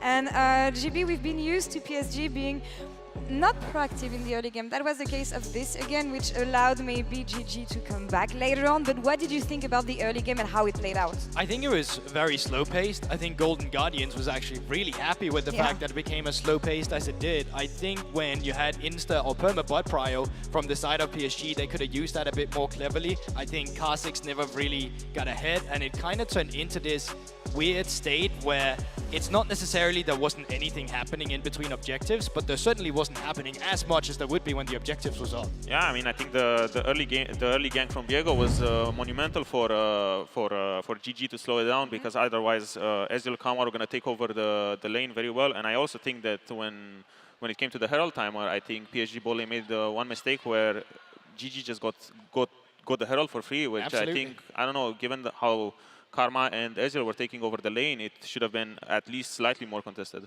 We've talked about the opportunities as PSG should have seized, rather they didn't, which played in the favor of Golden Guardians here, leading to the 17-minute team fight where when you're not proactive enough and GG can create opportunities, this is what happens for them. I'll let you go through this fight, GB. Me and Oda was watching this clip back, and in the beginning of it, you can clearly see that it's actually been on the side of PSG that's been stacking up a lot of Drakes that have two for themselves. But Golden Guardians somehow break it apart, and they get the prio first. But something interesting will happen here, right, Odo? Yeah, I think it's quite interesting, because here there is a mid wave right there. They're choosing not to contest it, and they're kind of luring PSG to walk into the river, because if you look at GG's team comp, they don't really have a lot of teamfight power. They only have a lot of flanks with the Ahri and the Kennen, and given the position, Kennen is just sitting on a flank the whole time and waiting for PSG to walk in. But now that the Drake is gone, GG thinks they can just safely walk back to mid lane, and then PSG finds a scrap fight, which I think came kind of like out of thin air, but they're not really committed. Kha'Zix, I felt like he had a great opportunity to jump in, but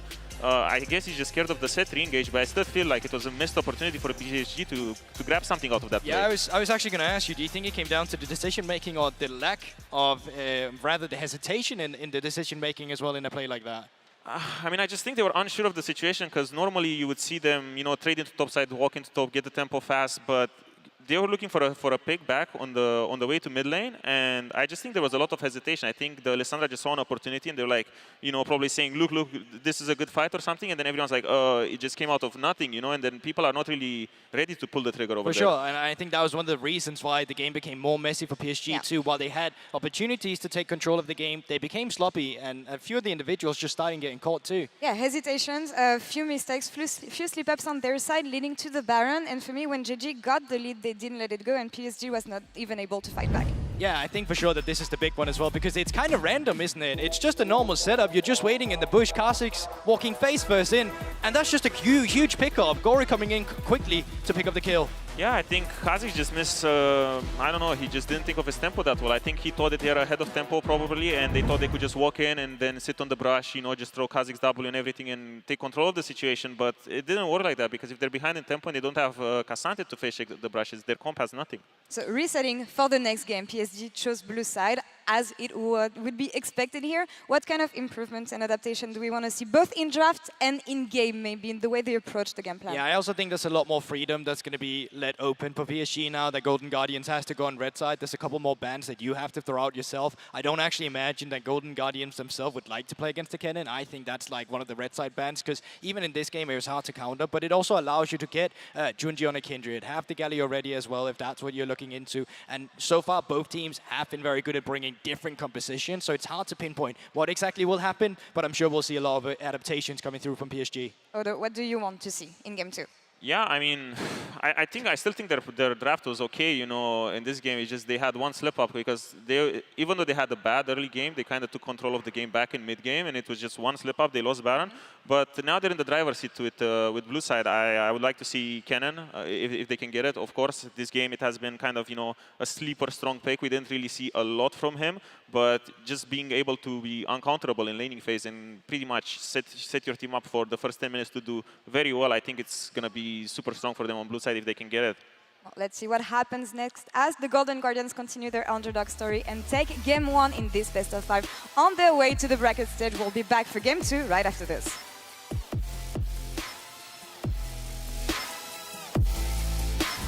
Breaker forward, River is being chunked out from Wako. Wako now may be the next target. Stun connects. First blood secured by Golden Guardians and River. The shield keeps River alive just enough to get away. I'm hitting the front, It's not bad, it's not bad. It's good, go. Oh, too many members of PSG stepping forward. Stixxay manages to take him down with the Acathian Rain. The minions have been cleared out, so the tower still stands. Come. I can ult Kha'Zix. Nice! Baron in turret! Kill this guy. Golden Guardians pick up the first win. Best of 5, one step closer to that bracket stage.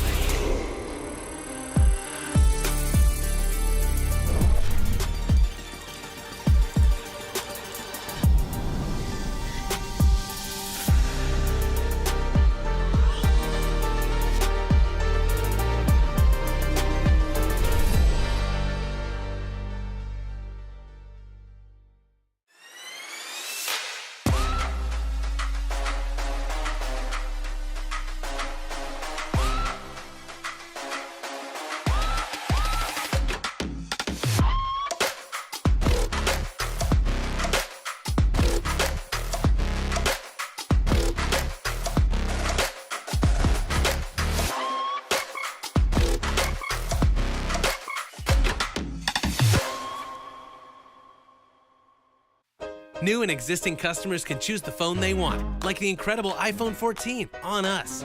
Not to brag, but I'm on Verizon now. And I got to choose the phone I wanted for free. Not that you're bragging. Choose the phone you want on us. Verizon.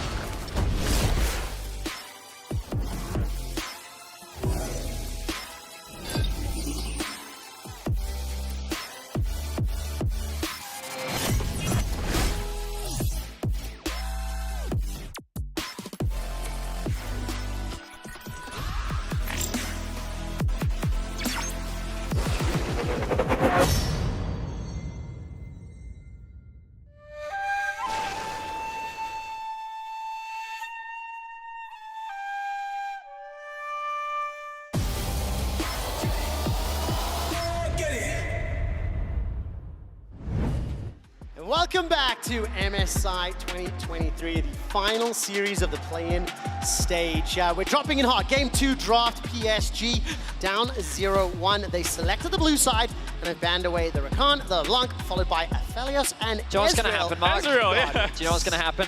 They're going to first pick something OP, and then Golden Guardians is going to pick Lucianami. Well, I mean, it feels like they are setting it up, and Golden Guardians in one of their series played one of these red side, leave everything up games. They weren't the one who did it, but they did get to benefit from it. It is a very viable strategy on red side to say, yep, screw the OPs. Okay, they do give one respect. They do give the Kennen OP respect ban over, but the other two, targeting Wako instead, who had a great lane phase, but a little disappointing in the mid to late game, suffered forward too far a few times. I do like the Ahri ban there, denying that to Gory. He's had such significant impact. Feels good when the teams do what the casters say. Now, the question is, you're validated. What do you want to see from Junjia? Because the Kha'Zix is not a champion that's associated I with knew it was going to be the right? Lucian first pick. Like, they want to make sure that Wako is on something that has agency and something he is comfortable on. I hope Golden Guardians did the research, because this is actually the most played champion for Wako on the year. Yes, obviously Golden Guardians do play a very nice Lucianami themselves. I hope they did not think that something else would be left up. They would grab that instead.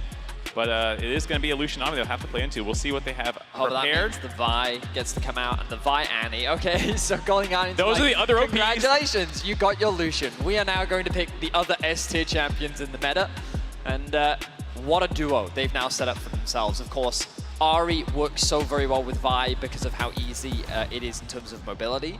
The difference in this combo is that it's Annie that has the setup instead of the Vi. So while Vi lands the ultimate into then the Ahri follow-up, Annie can flash ult into then the Vi follow-up, which basically means that this combo can do just as much destruction in the mid-jungle. And it does play to what Golden Guardians love to do on red side, which is flex picks. We did see Uhi playing the Annie. Gory can obviously grab it as well, so it does give them the option as this draft progresses to decide if they want to put it into the Lucianami and try and go maybe a kill lane or something like that.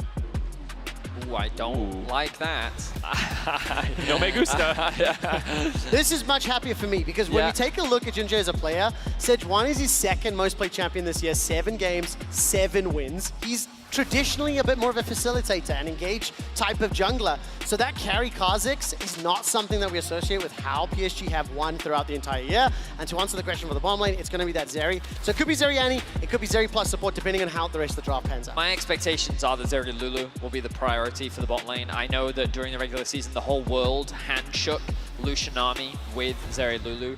Normally it's on that 1-2 item spike that Lucian's able to have the advantage. But I wouldn't be surprised to see the what words am I looking Lulu. for? The Lulu banned away. Thank you, Mark. Yes, yeah, I mean, it does. One of the power of the flex picks is the enemy team can ban out those other options, but you can, of course, then just slam the Annie back down to the bot lane. I was oohing the Tristana, sorry to distract you, because that is a very common Golden Guardians champion, but they've seen enough out of Yubao to know that they do not want to give that one over. It's a very impressive double marksman composition that we've seen out of PSG quite a few times. They just go heavy pushing lanes. And Junjia on the Sejuani is more about stabilizing them, getting vision out, which is what he loves to do so much, which also speaks to why Kha'Zix is not exactly in his wheelhouse, where you're often more looking to isolate targets, catch them face checking you, as opposed to being grouped up, working front to back through vision. And of course that Lulu was banned away, so another ding ding ding there. So what does Huhi want to pull out of the bag? K'Sante, the next ban here from Guardians. These bans are weird from Golden Guardians, because if It's I'm Golden Guardians, I would have first picked the K'Sante blind top. Like, it's proven to be a very effective answer for Golden Guardians, but I guess they're arguing we see the support, we can just lock that in now, and then we'll save counter pick for FLICKR, I guess. It is something that they've done more in the postseason. We talked about before, Golden Guardians during the regular season. Ooh.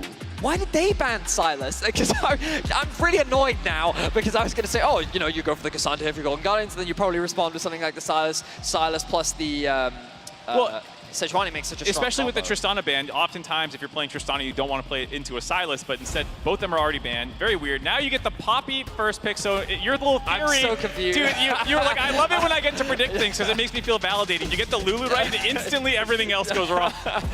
I'm so confused, because the thing about the Sylas is it also suggests that PSG are concerned about the Annie actually going into the support position, which by locking in the top lane now, which is why I also think K'Sante could have made a lot of sense, is it still leaves that room for interpretation. Where is the Annie going? Golden Guardians can make the decision at the last moment. Yeah, clearly what Golden Guardians has done here is said, hey, our mid-jungle 2v2 is very important, so as we see potential lock-in here of the Olaf. Oh, right. Golden Guardians are giving last pick to their mid laner. That does speak to the Cassante, though. Like, maybe you leave it up so you can continue to flex that between mid and top, because Licorice obviously can play the Cassante as well, but instead going for a simpler game plan here, slam the Poppy down, and get ready to give Gory a good 2v2 mid lane matchup with whatever they take, which happened to be the Talia.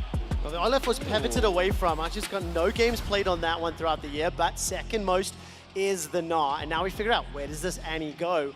Will it be in the bottom lane? Probably leaning that way for now. But I mean, in terms of the drops, I mean, Vedi, not playing out, especially in phase 2 the way we're anticipating. Do you like how it was rounded with the Talia and the Gnar from PSG? I mean, I think I would have preferred Olaf. Lissandra, okay. So typically when you're drafting a Sejuani, you want melee champions that can better enable her, right? Her passive better works with things like Sylas, with things like Olaf. And I think that in terms of having a strong top side, that would have made a lot of sense. PSG, by going for the Talia and the Gnar in the second half, heavily pivoted their draft and say, we're not top side, we're a bot side focused team. We want to make sure that we can play through this Lucian army, we can get them ahead, and a lot of that is going to work off the back of Yubao, getting Prao in mid, leveraging that wall to be able to roam down to bot side and threaten dives. I'm not a massive fan of this Lissandra answer because I think that in terms of early Prao, you really are going to struggle. In terms of utility and in terms of the matchup, sure, it's great. You have a lot of crowd control, and but all of your damage then kind of falls on the responsibility of Stixxay, which in the late game could be problematic, especially when you have things like a Talia who can really mitigate some of these high mobility AD. Yeah, it does speak to the fact that we're talking about PSG on blue side liking a lot of high prio lanes. They do have a lot of pushing lanes here, and they should be able to get out of them and go bot lane. And we have seen that Stixxay has fallen behind a couple times in these series, obviously in the Elk one, but just last game, again, Wako having a great time against him in lane phase. Feels like a bit of an all-in on that kind of gameplay where you want to make plays happen around the bot side of the map. Talia's going to go down there, but I do like how much pushing power PSG has, and it's on this time around Golden Guardians to kind of weather some of these early laning struggles. I think from the Golden Guardians perspective, maybe hopeful that PSG will play the way they have throughout the majority of the year. Haven't been necessarily the most dominant of early game teams, not just reliable and structured. I think for Junjie, though, I'm significantly happier to see him on that Sejuani, because with those pushing lanes, with the Sejuani, and with, frankly, all of the combinations, has a lot of tools available to him. And Junjie is one of the players in our Mercedes-Benz featured matchup going into River on that Vi. So the question is now, with the roles somewhat reversed. Game 1, very slow out the gate, very tempered, but it was PSG, the ones that were being pushed back slowly, slowly, slowly. Now they've got the sort of priority in lanes. That means they could look for those opportunities. Yeah, it definitely feels like the junglers for both these teams are the engine for a lot of the plays. Invade here from Golden Guardians, shoving Yubao off his point, wanting to get a ward down early on. See potentially where Junjie is starting. No, just threatening. Wait, where did his ward go? Didn't end up dropping one. Just threatened the ward. Did he not? I don't think so. Doesn't look like it's about sending Well, it's just I message see it there. on cooldown, so unless I'm... Maybe he initially went sweeper and swapped off somehow or something? I'm not quite sure. Yeah, somehow Stixxay... Okay. Oh, is in bot lane. Bot lane. There it is. We're blind. Okay, thank We're you. blind. You You know know what? what? I swear there's a ward It's the somewhere. Why icon on can't I top of it. see You can't see the ward in the minimap. Okay. It's not our fault. It's not our fault. Stixxay will be the first person to get chunked just a little. William Wako now being pushed backwards. I want to see what sort of lane dominance or control this Lucian army can generate. We have seen the influence, and look, Wako already starting to step forward. And he is going to use that ebb and flow, and a lot of aggressive trading just at level 1. Yeah, obviously Golden Guardians willing to walk up and trade. He loves taking the E level 1 with the auto attack range of Annie, absorb some of those trades, poke back, but the sustain from Woody looking pretty good right now. We need to see if either of them go for that next engage. Level 2 is just moments away, and right now middle lane currently being pushed towards Yubao. Literally, Observer's baiting us a little bit. Step forward there from Wako. Stun connects, and nothing further following from it. So in terms of the early laning phases now, let's keep an eye then on what PSG can do. Because like we said, they've got the ability to shove in, have a lot of power to play with. And Junjie is going to look to sort of bounce back on that game 1 performance. Didn't really show up on the Kazakhs. Be a lot more comfortable here.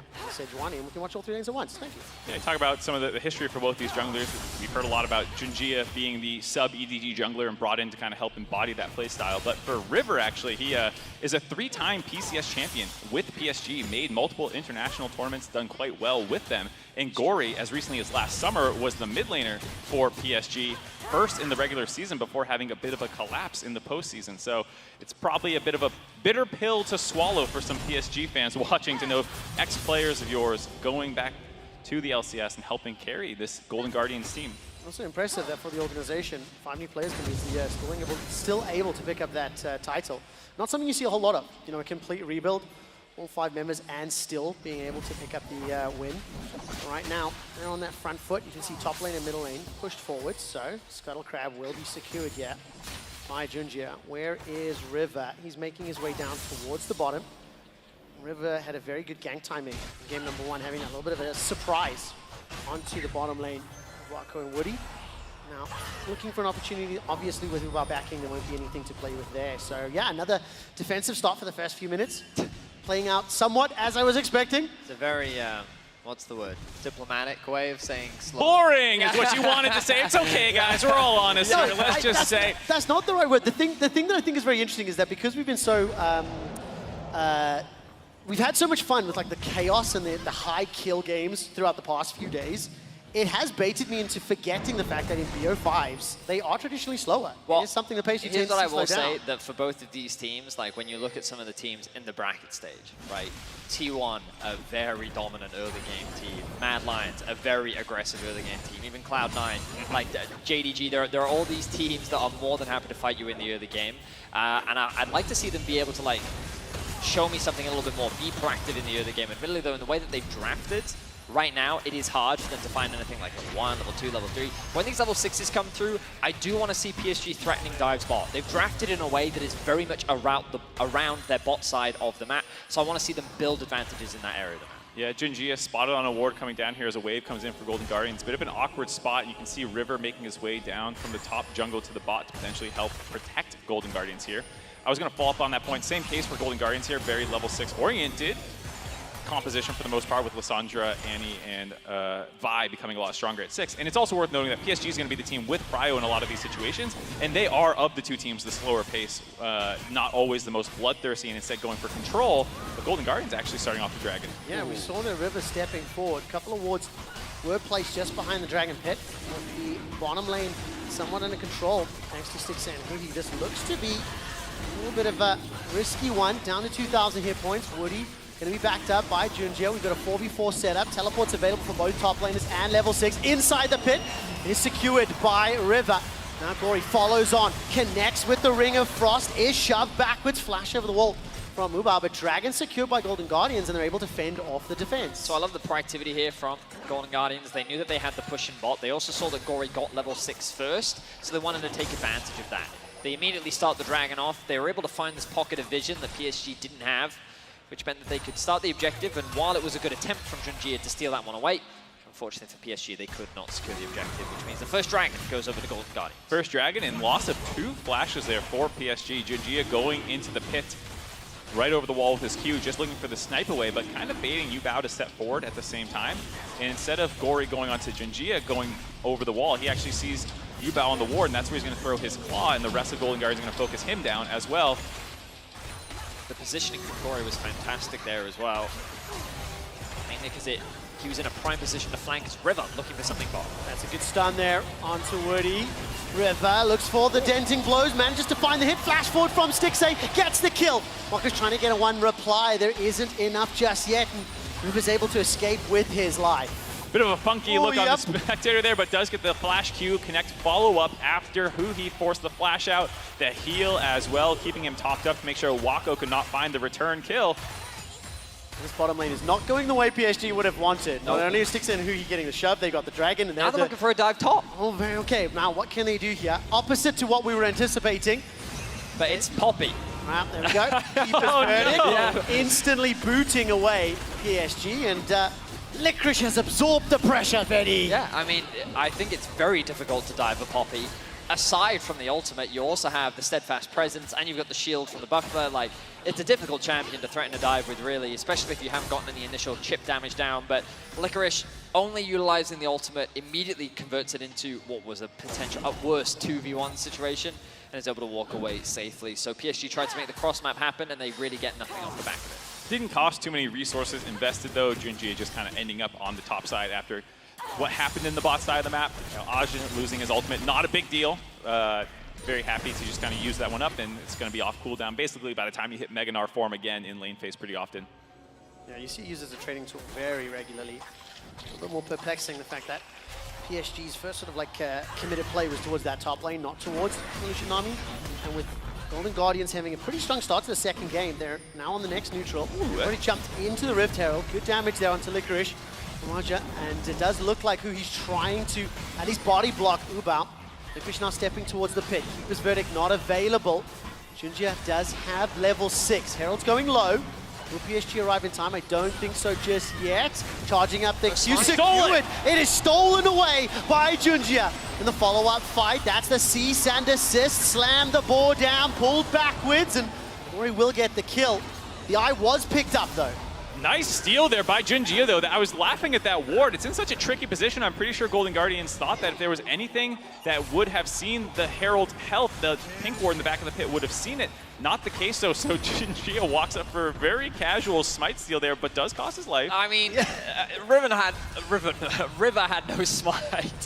He started that objective. He panicked. He's like, hey, he was trying to boot the Sejuani out of the pit. But you can see, it's on cooldown right now. So this is a very easy steal for the Sejuani. Junji just walks up. And the problem for Golden Guardians as well is that they committed their support and AD carry to this play, which means that there was a completely uncontested tower in the bot lane. PSG secure the Herald, and they get 2 plates to their bot lane as well. So this was a massive gold swing in favor of what was a small mistake from Golden Guardians. It's definitely going to be something that PSG will be happy about, especially because of the sort of power of the composition once they hit the level 6, hit those 1 items. They are down a dragon, but with that Rift Herald as well being in Junji's inventory, see which lane he wants to prioritize, see which lane he wants to try to unlock.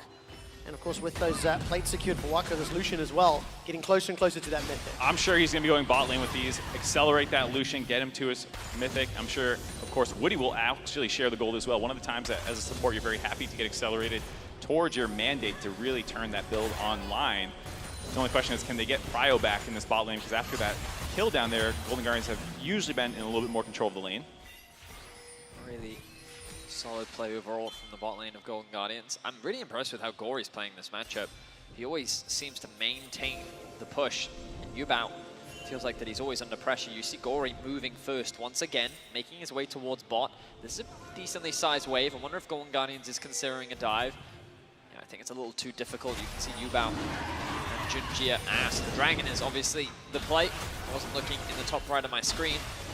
The Golden Guardians very on the ball here. Good vision control, but PSG want to contest. Just a couple steps ahead for now, but Junji's managed to make it into the pit. Ubao will be late to this one, and 6A's trying to force that Sejuani back. Dragon ends up being secured without any contest, and Raja continues to apply that pressure until FLICKR. She's generated a 20 CS lead into the Nav versus Poppy matchup, but I think despite the fact that Golden Guardians have been able to sort of make those first moves, the first blood, first dragon, they were in the Herald pit first. PSG have been able to pick up the CS, the plates, and they're minorly ahead in gold. And FLICKR will use that heroic charge. Chunks Raja backwards, steps forward, flashes out just before the denial from FLICKR, and Raja escapes with his life. Didn't quite have enough damage or mana, I guess. I was wondering, man. Yeah, because usually you see the wall stun alt knock-up combo to keep him locked in place for an extended period of time. That also guarantees the Q proc damage if you do that full combo. Looks like FLICKR ran out of mana, otherwise would have had that solo kill on Mininar. But still, gets himself a play, equalizes the gold, so mitigates that deficit that he was in. The Herald, though, being dropped to the bot side of the map as River pathed up top, and they spotted him out on the ward, which means that Wako should get another influx of gold, and he will. So at long last, this bot lane getting a little bit more gold funneled into it. You can see the disparity between the 280 carries not that dramatic, as Stixxay did pick up that earlier kill. No, definitely. And I think for Stixxay and Golden Guardians is one of the primary damage dealers. Late in the game, going to be very, very happy with that. I always personally want to see a little bit more out of Lucian Nami lanes in terms of what they can do in terms of potential, but good play from River, good play from Golden Guardians has meant they've contained it. Yeah, of course you want to see the solo kills out of the Lucian Nami lane, but honestly, getting a Goldie, getting to your mythics faster, and then when you end up in the mid lane, I think is when you see true Lucian Nami excellence. How you use your Gale Force dash-in combos with your culling to chunk people out, fight for prio in the mid lane. I think that's when the true dominance of the combo can come in. It's not just potential solo kills in the dual lane phase. Well, I think the ideal setup for a Lucian is that because you run the first strike, you want to be trading as often as possible in lane, which means that you get that slight gold advantage. Because you trade so aggressively, you can get yourself a couple plates, and so you hit those spikes sooner. Maybe you're at 2 items before your opposition is. Maybe you're even at that Gale Force before your opposition is, and you leverage that initial item spike first in order to win out on trades. And many people know that fighting a Lucian, especially around level 11 when he's got more points in it, he's maxed out his Q, a couple points in his E. That's really where this Lucian is very scary in that mid game.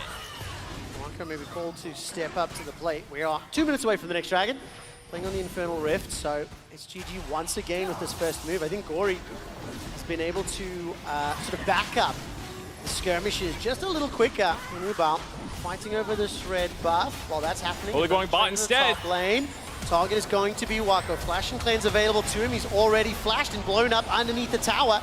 Weaver's wall brings in Ubal. Gory now under some threat from Junjia. 3 versus 3 in the bottom lane. They get the kill and they get out clean. A little bit of a misdirection play out of Golden Guardians there. Looked like they're posturing around red buff and take a blast cone to find the isolated Wako for another kill. They're not done yet though. Now the fight coming in. Teleport there from FLICKR underneath the tower. Ring of Frost thrown down and Junjia now trying to survive. The target is Ubal. Junjia finds himself on the tower's doing so much work. Golden Guardians may have bitten off more than they can chew. FLICKR arrives to the party, but it's already over. 3 kills in favor of PSG. Oh, Golden Guardians rush that play. They find themselves under turret before Licorice has even found himself through the teleport. Lends a very disjointed turret dive. Not the end of the world. Gold lead still relatively close, but some more back in the pockets of PSG. Quite the ambitious dive, I would say. After getting that initial pick, Golden Guardians thought that they could fight for more, but so much crowd control comes out from the side of Golden Guardians. This is where things start off. Huhi pops the heal early to try and help close the gap with the additional movement speed, and the kill is clean at the start, but this is where things start to go wrong. Yeah, 6A is already half HP. You use some ultimates here, so it's going to be a hard dive, but they think they can get the 5v3.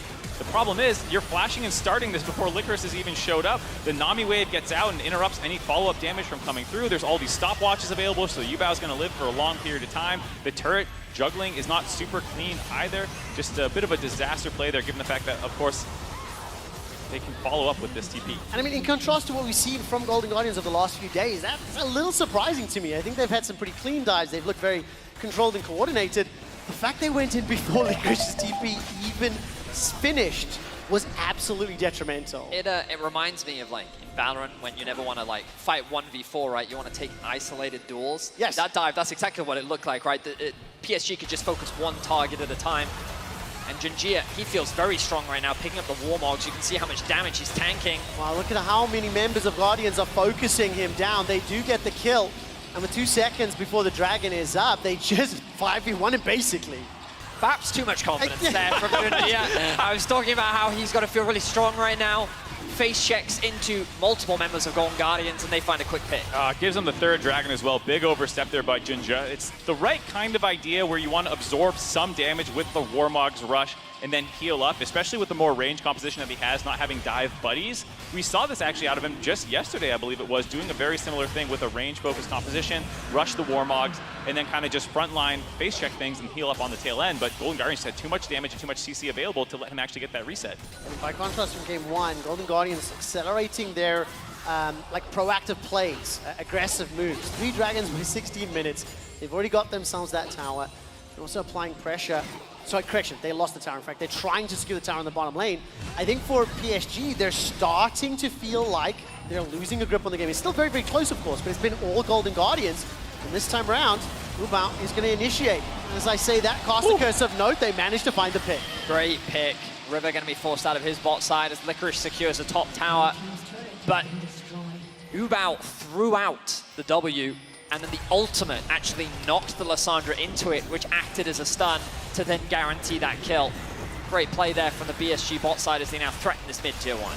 No teleport for Licorice, who's caught in the top lane. He's pushing that inner turret. While that's happening, bottom lane is being sieged just a little by PSG. And starts to back away. So good pick there from the Taliyah.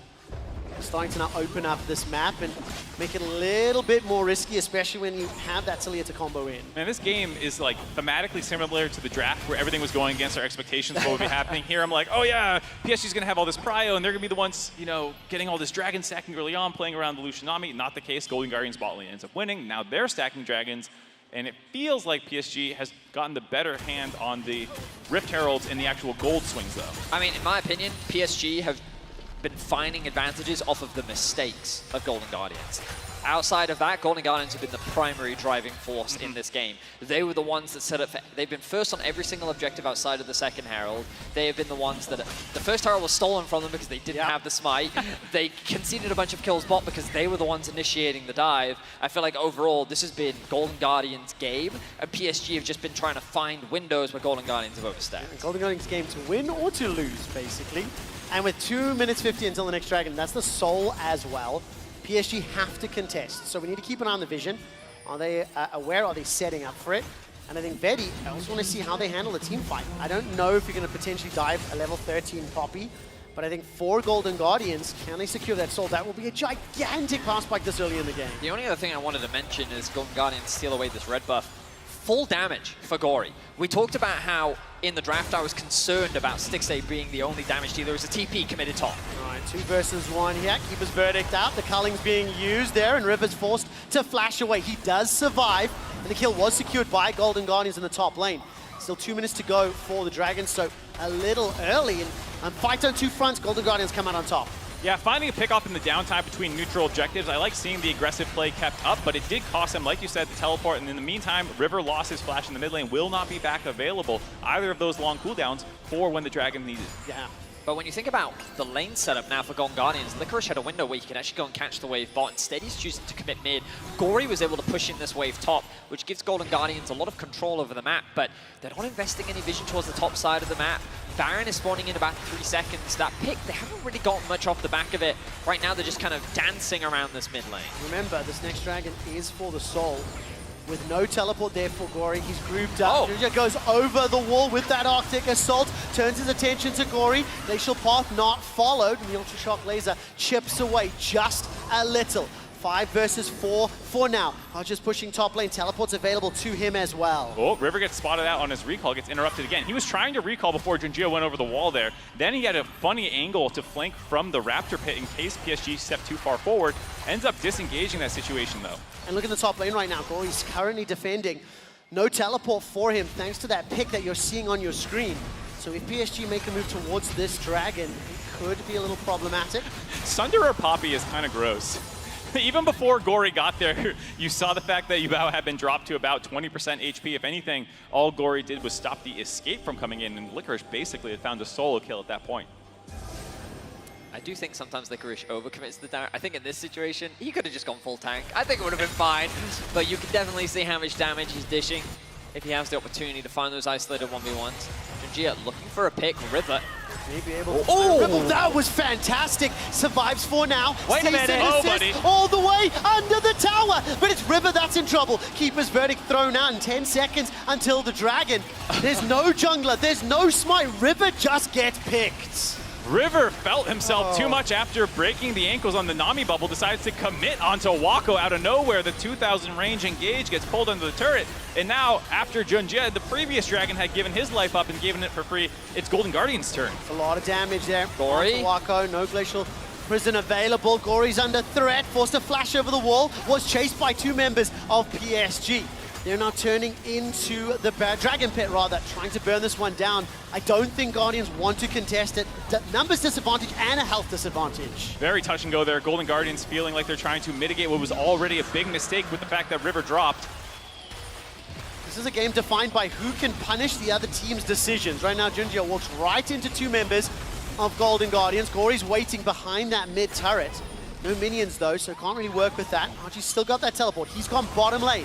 Golden Guardians looking for some sort of opportunity. Flash! Tippers is huge! 3 members locked in place.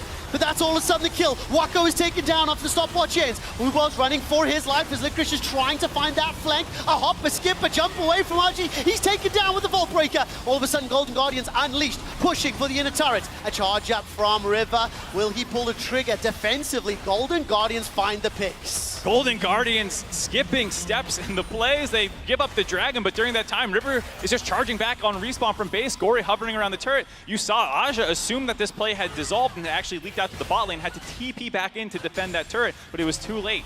This is a challenging game to predict what will happen next. I was not expecting a mid-dive from Golden Guardians.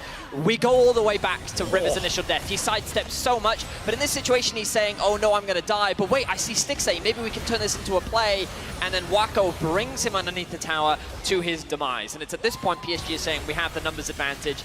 But now, resets haven't really come through yet for PSG. They see Wako very low health underneath this tower, and with no wave, they just see the dash, as you rightly called, Mark. Who he flashes in, gets the stun. Great stopwatch from Wako. Actually could have been the difference maker, but this time around, Licorice tanks the tower initially into Who he tanking the tower, which means that the tower management makes it much easier for Golden Guardians to set up a clean dive. Was also able to finish the turret off when people were coming out of stasis, find all those kills. Very difficult situation there. As we see, we're coming right back into another fight. All right, this time around, Gory's been able to avoid the engage. Tidal Wave by some time. A lot of damage, though, onto Golden Guardians. They have got a reply. 1 for 1. Huhi for Ubao. Licorice is now trying to come from the side. He teleports into the top lane, finds the heroic charge. Bubble will interrupt the Poppy ultimate. So Golden Guardians, they do get a kill back. But like I said, I just don't know what to anticipate. Licorice unable to find the kill there onto Wako now. Is he overcommitted? Baron seems to be the focus for the rest of the squad, and he's going to rejoin Guardians inside the pits. Bit of a distraction here, stopping PSG from going to this Baron. They are doing it relatively slowly, though. Not the highest damage Baron. It's very slow. My brain still can't comprehend if this is good or bad. It's bad. No ultimate available. Culling is up.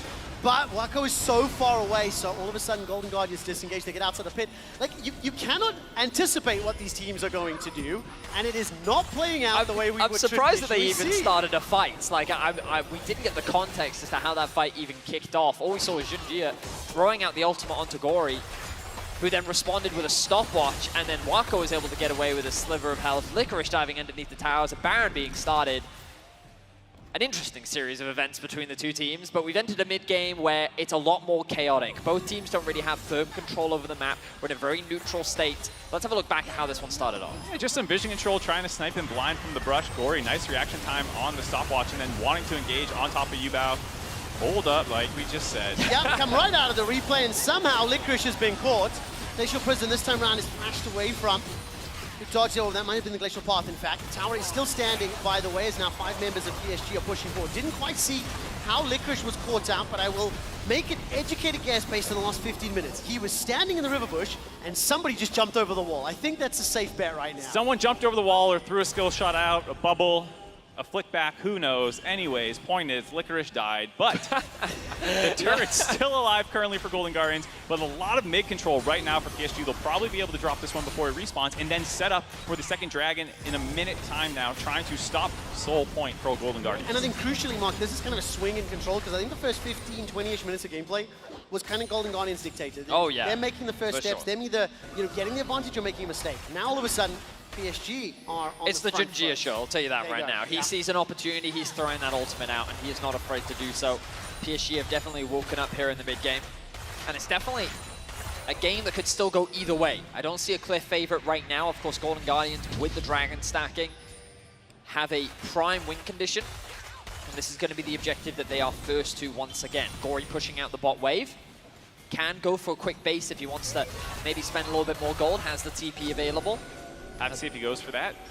The eyes, like you said, on Junjia, though, they have a pretty crazy chain CC combination. If it lands, the Nami bubble with the flick back, being able to isolate one target, and only Licorice is a tanky, really. If River gets caught out, he can get exploded 100-0 easily. No flash for Licorice, but the ult is up. River goes over the wall, Uses the blast cone back. Licorice has gotten rid of Junjia. Trying to focus down the dragon. It's taking time. Junjia may arrive to be able to look for the steal. 4,000 hit points. Culling is being fired. Licorice using the ability to prevent Junjia in the pit, and the soul is secured. Golden Guardians get it, but it's at the cost of Gory's life. Now in the follow-up fight, that's a dash forward from River, trying to find a target. Not find the autos yet. Cease and desist is down. Look at the AoE. Golden Guardians are destroying PSG. It's full retreat. Nubal's next to fall. River looking for yet another. And Wako, the last man standing, trying to pursue his way to safety. Quadra kill for Stixxay. It was a dicey dragon setup, but nice coordination. The poppy by Licorice going over the wall, making sure there was no steal attempt available, and then the chase down sequence with the soul on their side, bringing the extra damage to find that ace. Licorice's keeper verdict was fantastic. The step up present, buying enough time and delaying the Baron until Gory spawns to make sure he gets the buff as well. That's beautiful to see, especially because he's also got that teleport available. Fantastic play once again from Golden Guardians. And they do everything in their power to stop Junjia from getting into the pit. They do what they can, and you can see here, they use the Keeper's Verdict initially to get him away from the fight, and then the flash over from Licorice to just buy as much time as possible. The Steadfast Presence prevents Junjia from dashing over the wall, doesn't have the flash available. And then Gory sacrificing his life to make sure the objective can be secured. And then Stixxay unleashes off the back of a great engage from River. And of course, when you see the team fight play out with Stixxay unthreatened, unchallenged, you mentioned it could be a concern for him to get the damage down. It is not proving so, especially in that fight, just chasing behind his front line. Very true. So easy to execute for Stixxay. He's 7-1-4, but it was really, I think, Gory buying all of that time in the River. And Licorice getting rid of Junjia, that's allowed Golden Guardians to now generate this 5,000 gold lead, and they start the Red Bull Baron power play. And I gotta say, while it has not been the cleanest game of all time, Golden Guardians are showing a level of aggression that you don't always see out of North American teams, where they sometimes play a little bit slower pace. They're afraid to flip objectives, but that is not the case for GG.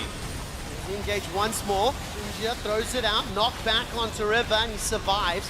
Stixxay's trying to use that burst and chunking down. Will be engaged on. The Relentless pursuit forward. Culling's going out. Stixxay almost down, but the engage from Gory. He saved his bot laner. Junjia's the next target. Licorice Sasso channel the Poppy Copter and will not fire it yet. Wako almost got Stixxay, but was taken down in return. A great re-engage coming out from Huhi and Gory.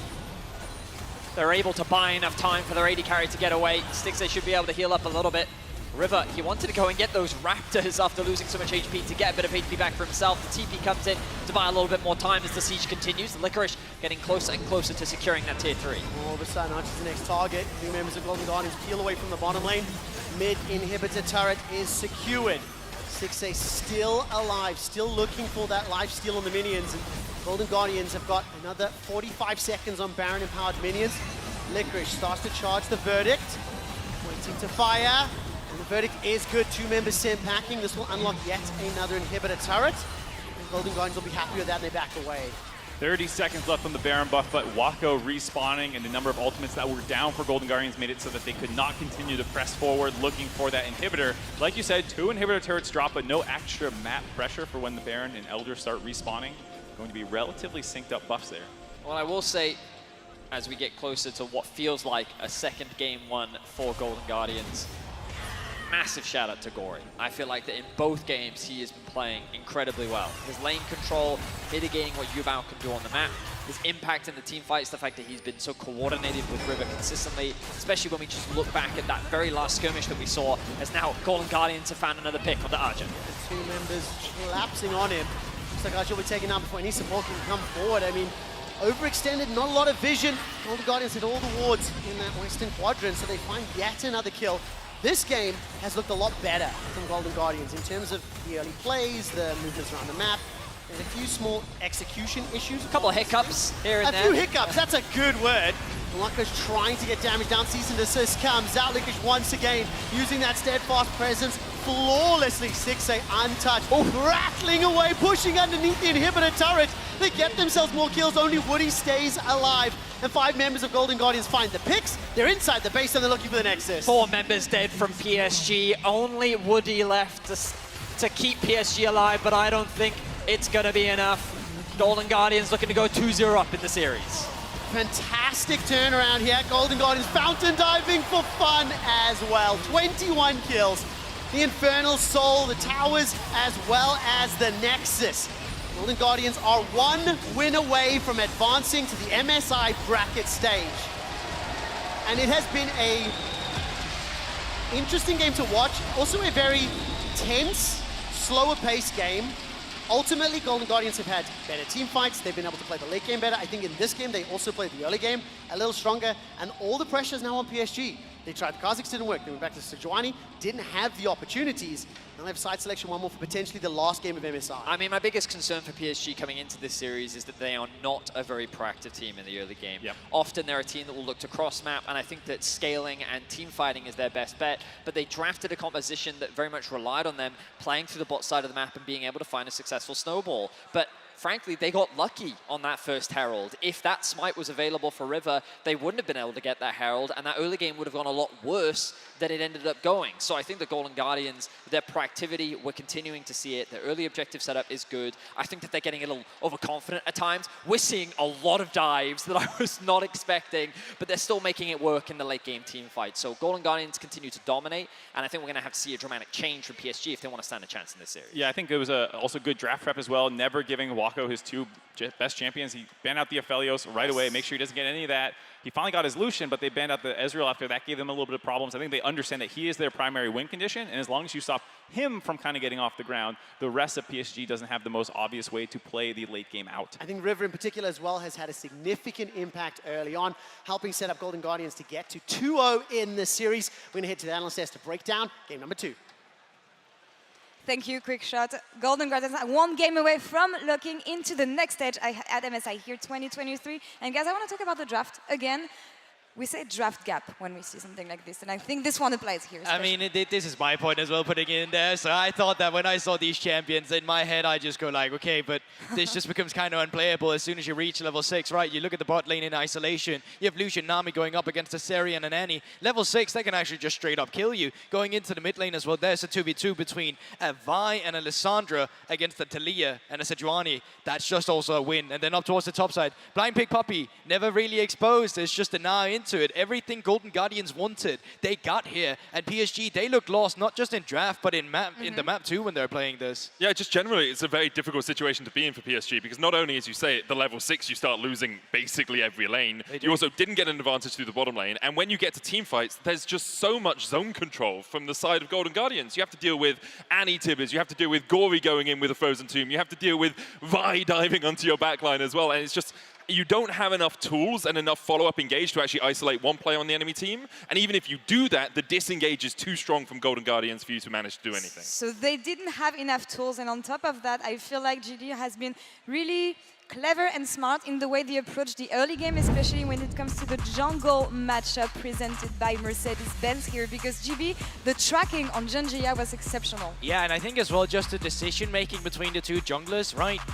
Junjia essentially here is pathing up to a Na versus Poppy, where the Na gets slow push. You're never going to be able to dive that while River was actually going down towards its bot side. Even here, you talk about the tracking, it's already there. While the pink ward is in the tri-push, so Junjia thinks he's not seen, he's already been spotted. So the bot lane of Golden Guardians are so aware to when they can commit plays. As soon as they see him again, they can just start up the Drake. And I think you have to give a lot of credit to Huhi for this. We saw it in game 1 as well. He was stepping into the enemy blue side, making sure there was vision down there before a Drake would spawn. You know that PSG are going to want to fight around Drakes. It's what they did domestically. It's what they've done so far at MSI. So if you can make sure you have vision on Junjia as he looks for steals like this, you put him in a precarious spot and he ends up not hitting the smite because it's so difficult for him to get in the pit. And this situation specifically could have been so much worse. Even when it started up, you saw it from the side of Gory. He had that level advantage, level 6 before the Talia. They decide to turn on anyone as a unit. They die as well as them getting the Drake. But you can see it here as well in the matchup so far. There is a bit of a difference coming through. It's not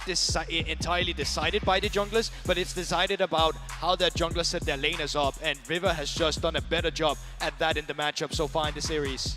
And we were talking about the bot laner support on the side of Golden Guardians, and as every second counts, thanks to the reliable Cisco network, who he finds a 3-man stun with his flash tibbers, catching Wako and winning the team fight.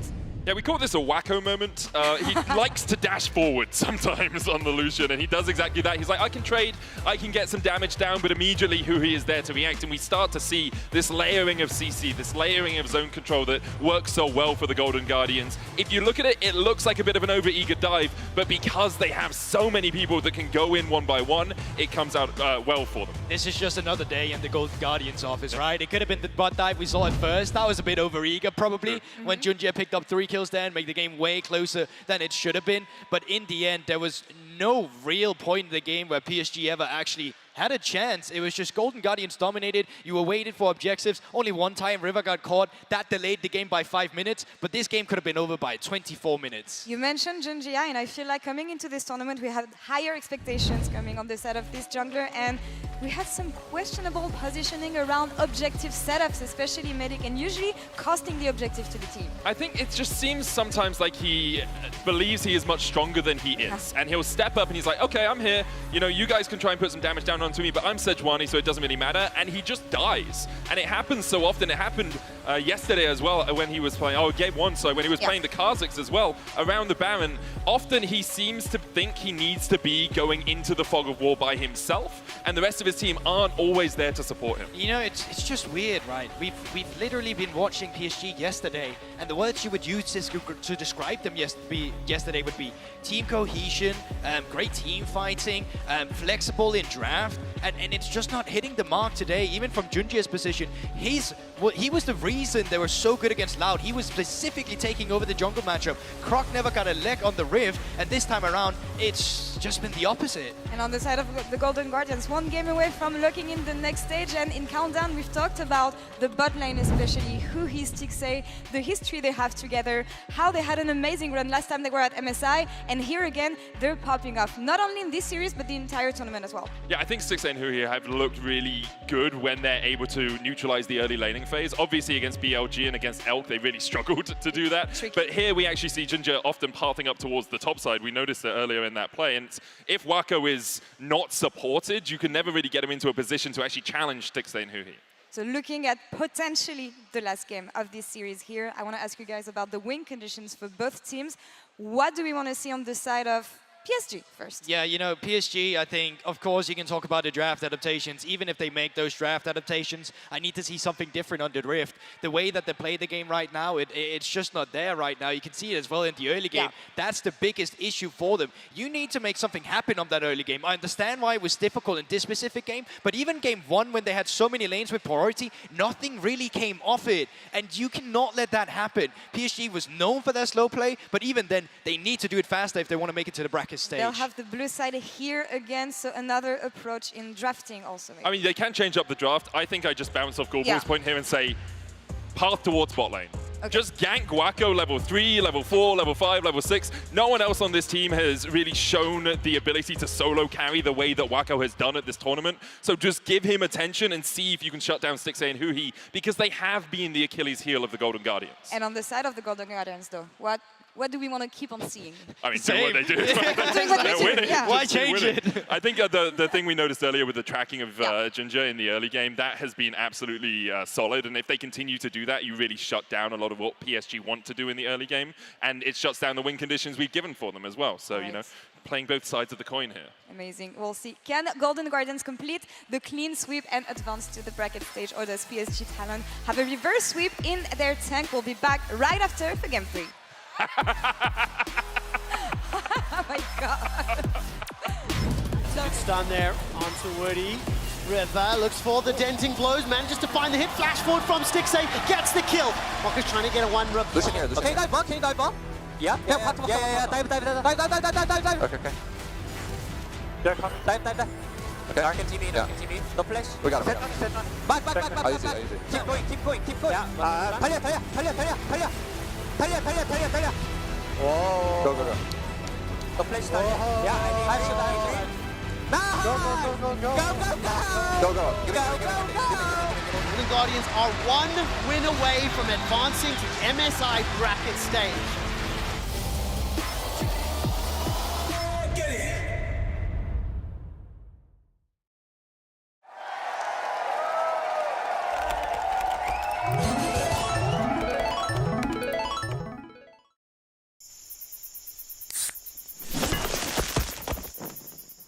Red Bull gives you wings.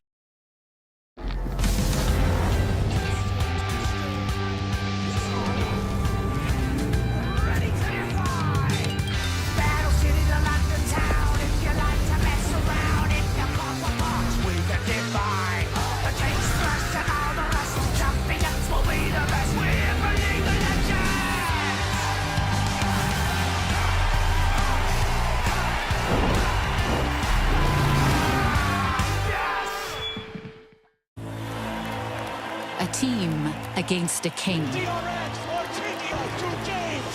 Seeing against believing. A moment against a moment for the ages. Countless battles, one arena. The realm.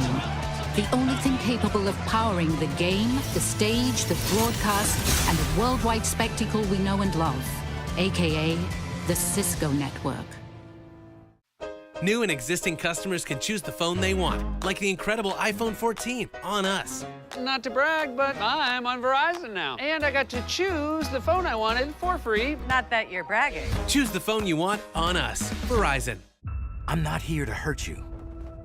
I'm you. From the future. I don't know what happens in the future, but it's not up to you to fix the world all by yourself.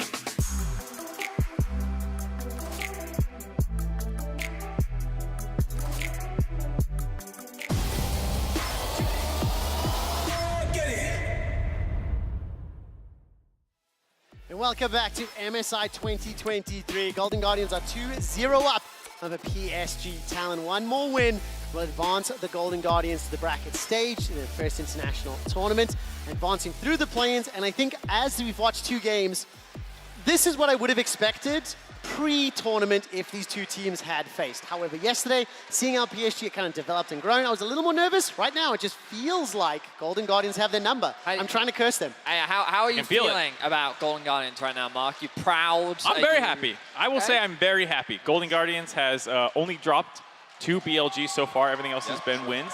They've been playing with confidence. I think is the biggest thing is when you can still find wins, but you're just taking like lame, scaling, inactive options that we've seen a lot of times out of some of the North American teams of old. So seeing this much more aggressive gameplay, even though it's maybe not as clean, I think it's something that we need to get comfortable with. Because I mean, even talking to you with G2, like their games are never clean. They make you sweat, you're nervous, but they win. And they have confidence and they have unique picks in these kinds of things. Yeah, for sure. Well, let's see if Golden Guardians can close it out or if PSG can make the comeback a reality. Rakan will be taken off the board. Once again, it is a consistent, the Viego now being taken away. Last game we saw PSG adopt the strategy of targeting Gory. So now his LeBlanc or Ari may be left up and available. And same as game number 2, Aphelios and Ezreal, the first 2 bans from Golden Guardians. They rounded it out with that. Kaden would anticipate the same thing to happen. And for PSG, they've tried a slightly new look in game number 1, a couple of first-time champions here at MSI, as well as for them this year. In game number 2, went back to tried and true, something we've come to expect from them, a lot of their sort of seasonal favorites. So what do they do now in this do-or-die match game 3? Because I think ultimately one of the big challenges they have is their slower-paced early game is not something that's able to sort of meet Golden Guardians. I feel like their drafts have these like little tweaks you can do for improvements. It hasn't been perfect, but if I'm looking for anything, it's more in-game. I have been somewhat disappointed at Wako's performance. Both games have had critical mispositionings, using mobility spells forward at key moments and then dying on the tail end of them.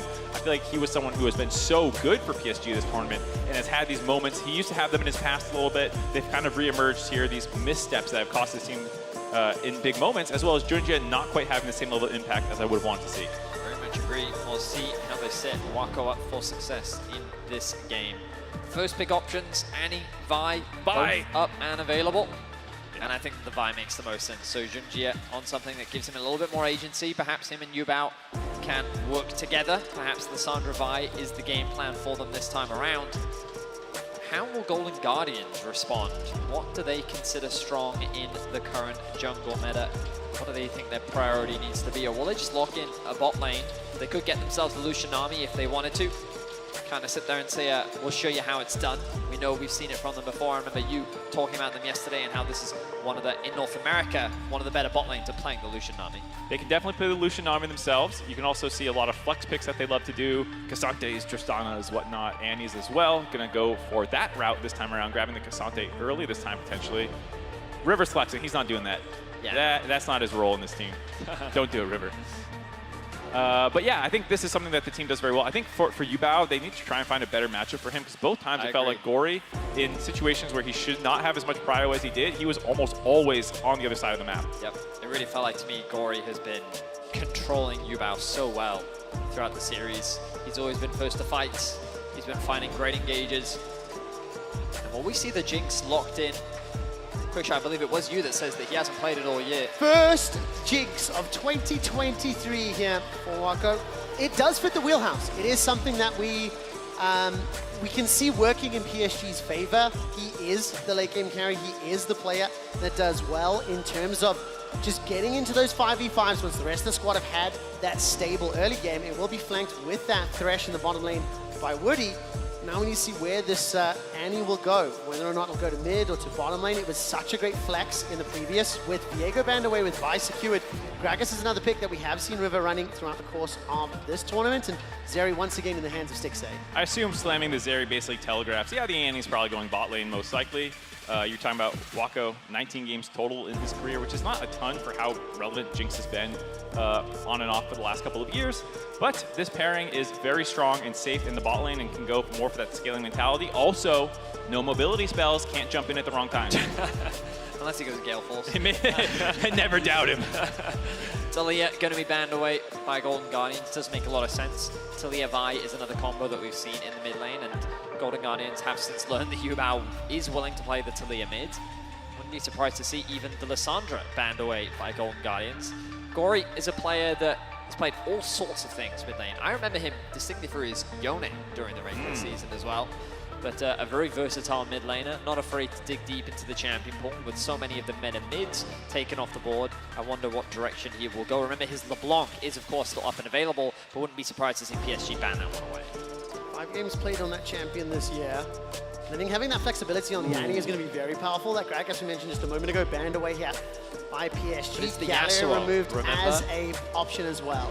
It was the Cassante Gragas Yasuo that they used to defeat BLG that PSG was hesitant of there. So of course that flexibility of the Cassante is still something that PSG want to respect, and so removing the Gragas does make a lot of sense. Yeah, it makes a lot of sense for them. A couple other combinations still available. We also saw the Nocturne out of River as well. Feels like he's been flexing his champ pool a little bit more in this tournament, whereas he was very comfortable slamming the same handful of champions earlier. Also like the Poppy ban, the respect that Licorice earns with this champion, not just in lane phase, but around objectives. He had a number of very clean wall hops. There is the Cassante, but again, it goes to Gory rather often. This is something they did in playoffs quite a bit, is bait the enemy team into blinding some tank matchup with a Cassante or something, and then he would slam Gwens, Rumbles, Fioras, these kinds of things to take advantage of people. Okay. Team fights. Quick shot, you're gonna get them. Team fights. What are they anyways?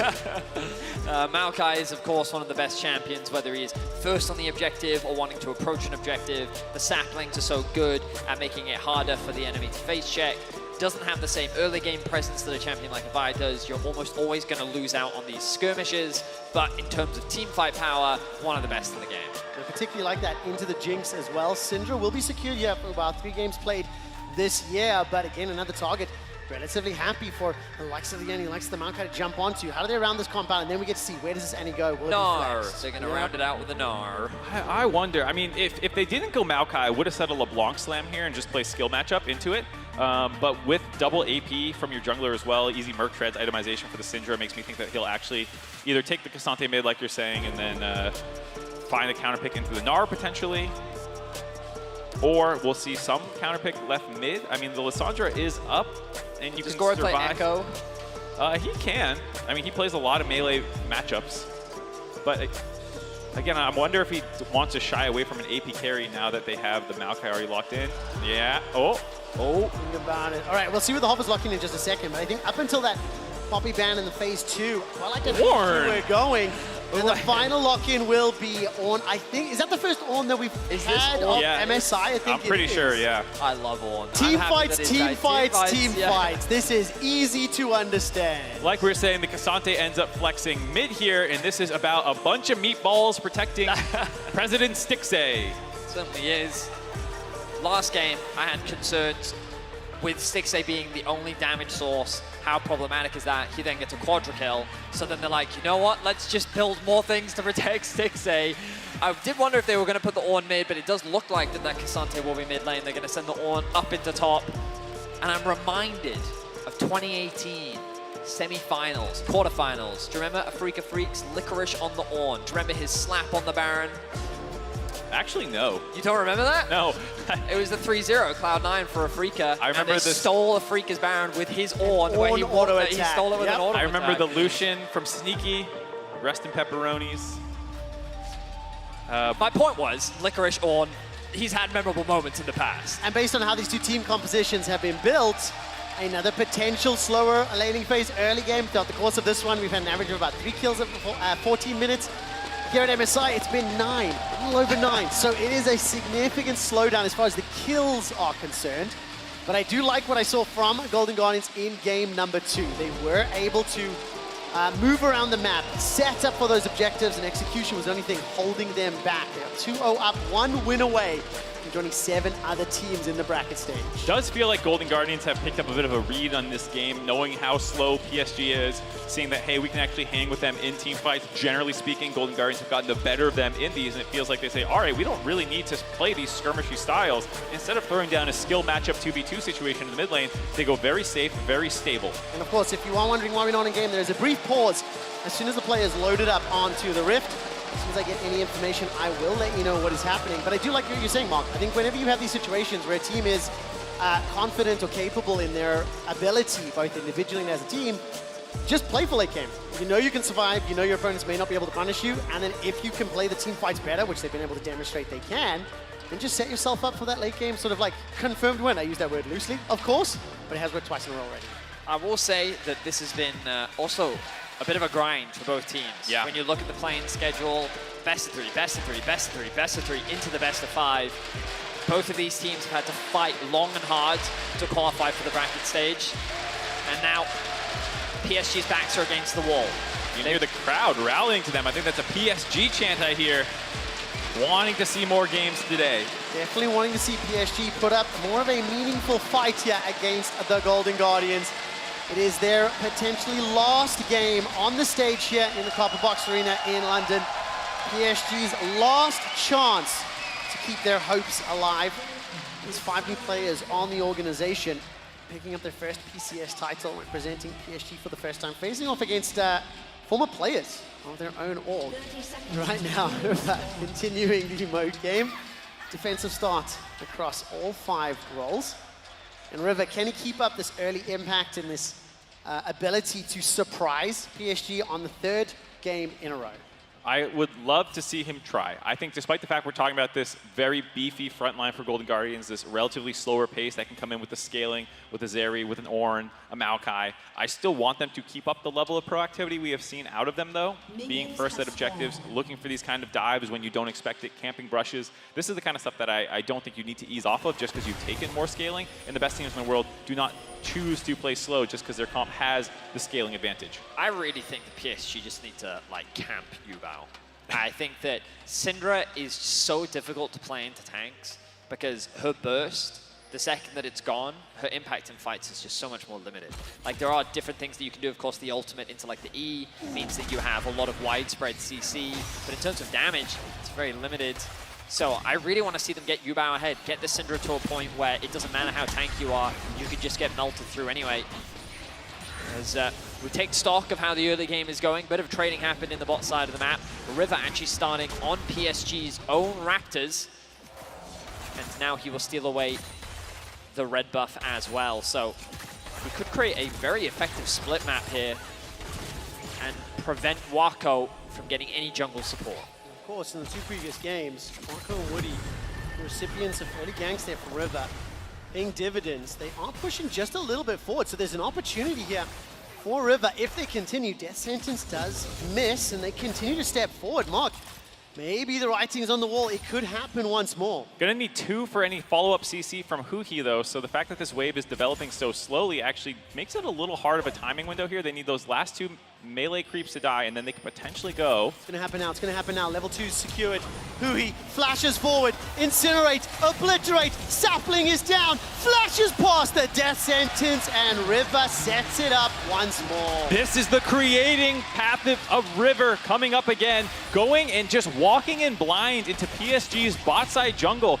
3 camps stealing from Jinjia, who was full clearing, and then going in for a bot lane gank yet again. Not afraid to burn flashes as well, flashing over the hook to make sure there's no escape path. Is that 3 games in a row the bottom lane has conceded first blood? I really think that it is. I believe so.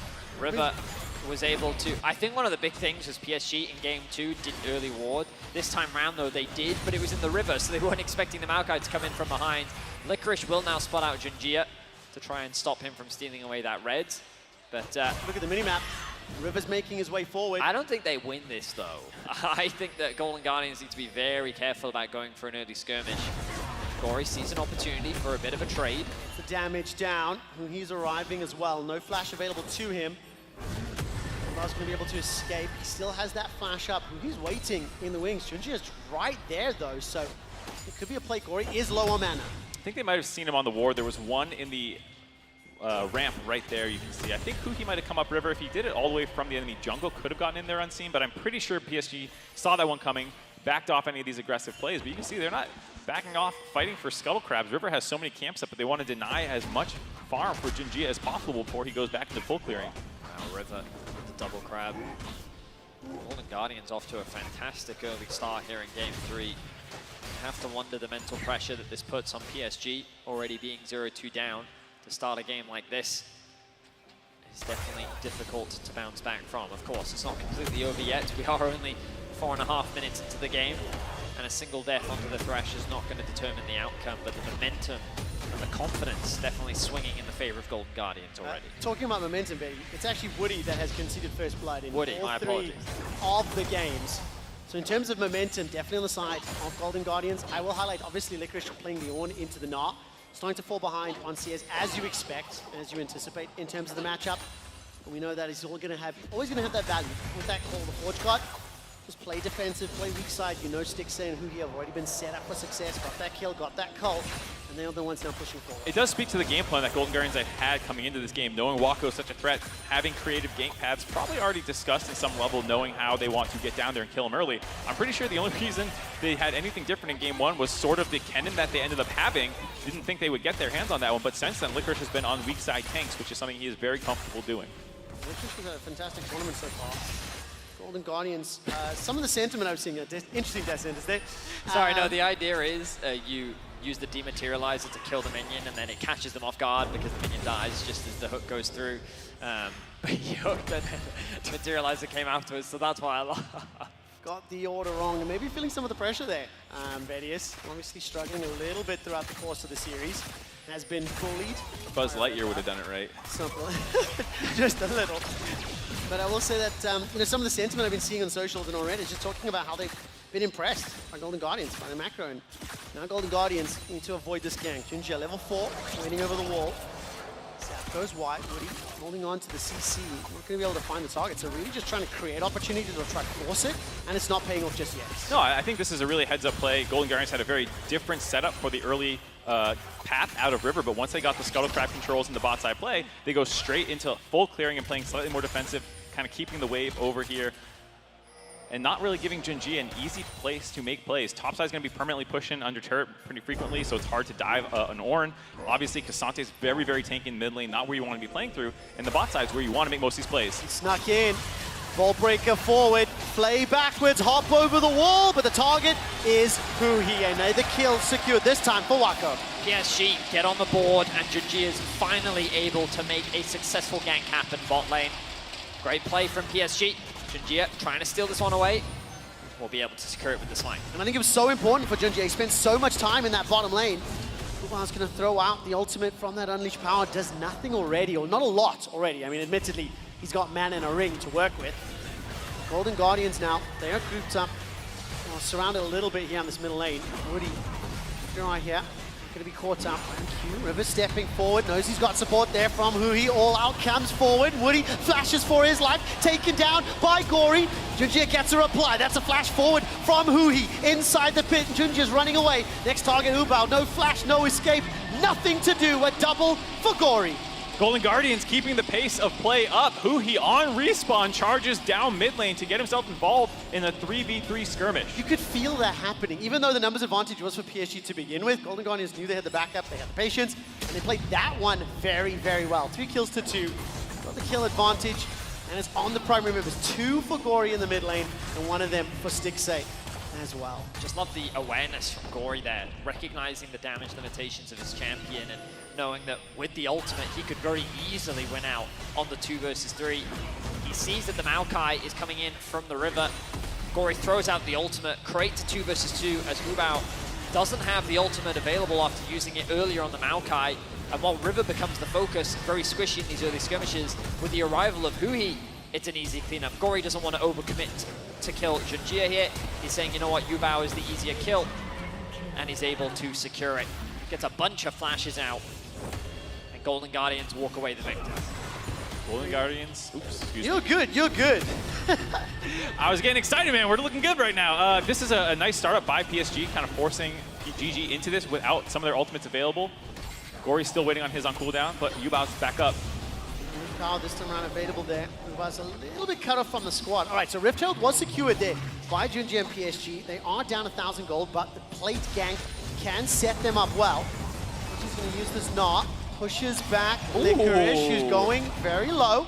Will be able to escape with that searing charge, and now all of a sudden keep an eye on the minimap. Numbers advantage for Golden Guardians. So a couple things happen there. Oh, hang on a second, don't have time for that as a hook lands from Woody. Very nicely done. They're going to punish the invade this time round. Numbers advantage, Bahuhi needs to buy some time. Nature's Grasp will be thrown out. Here comes RG over the wall, no Gnar to work with, and another kill goes the way of PSG. Taking down River for the second time, and this time keeping up at the pace in the early game. Yeah, the aggression is punished here by PSG.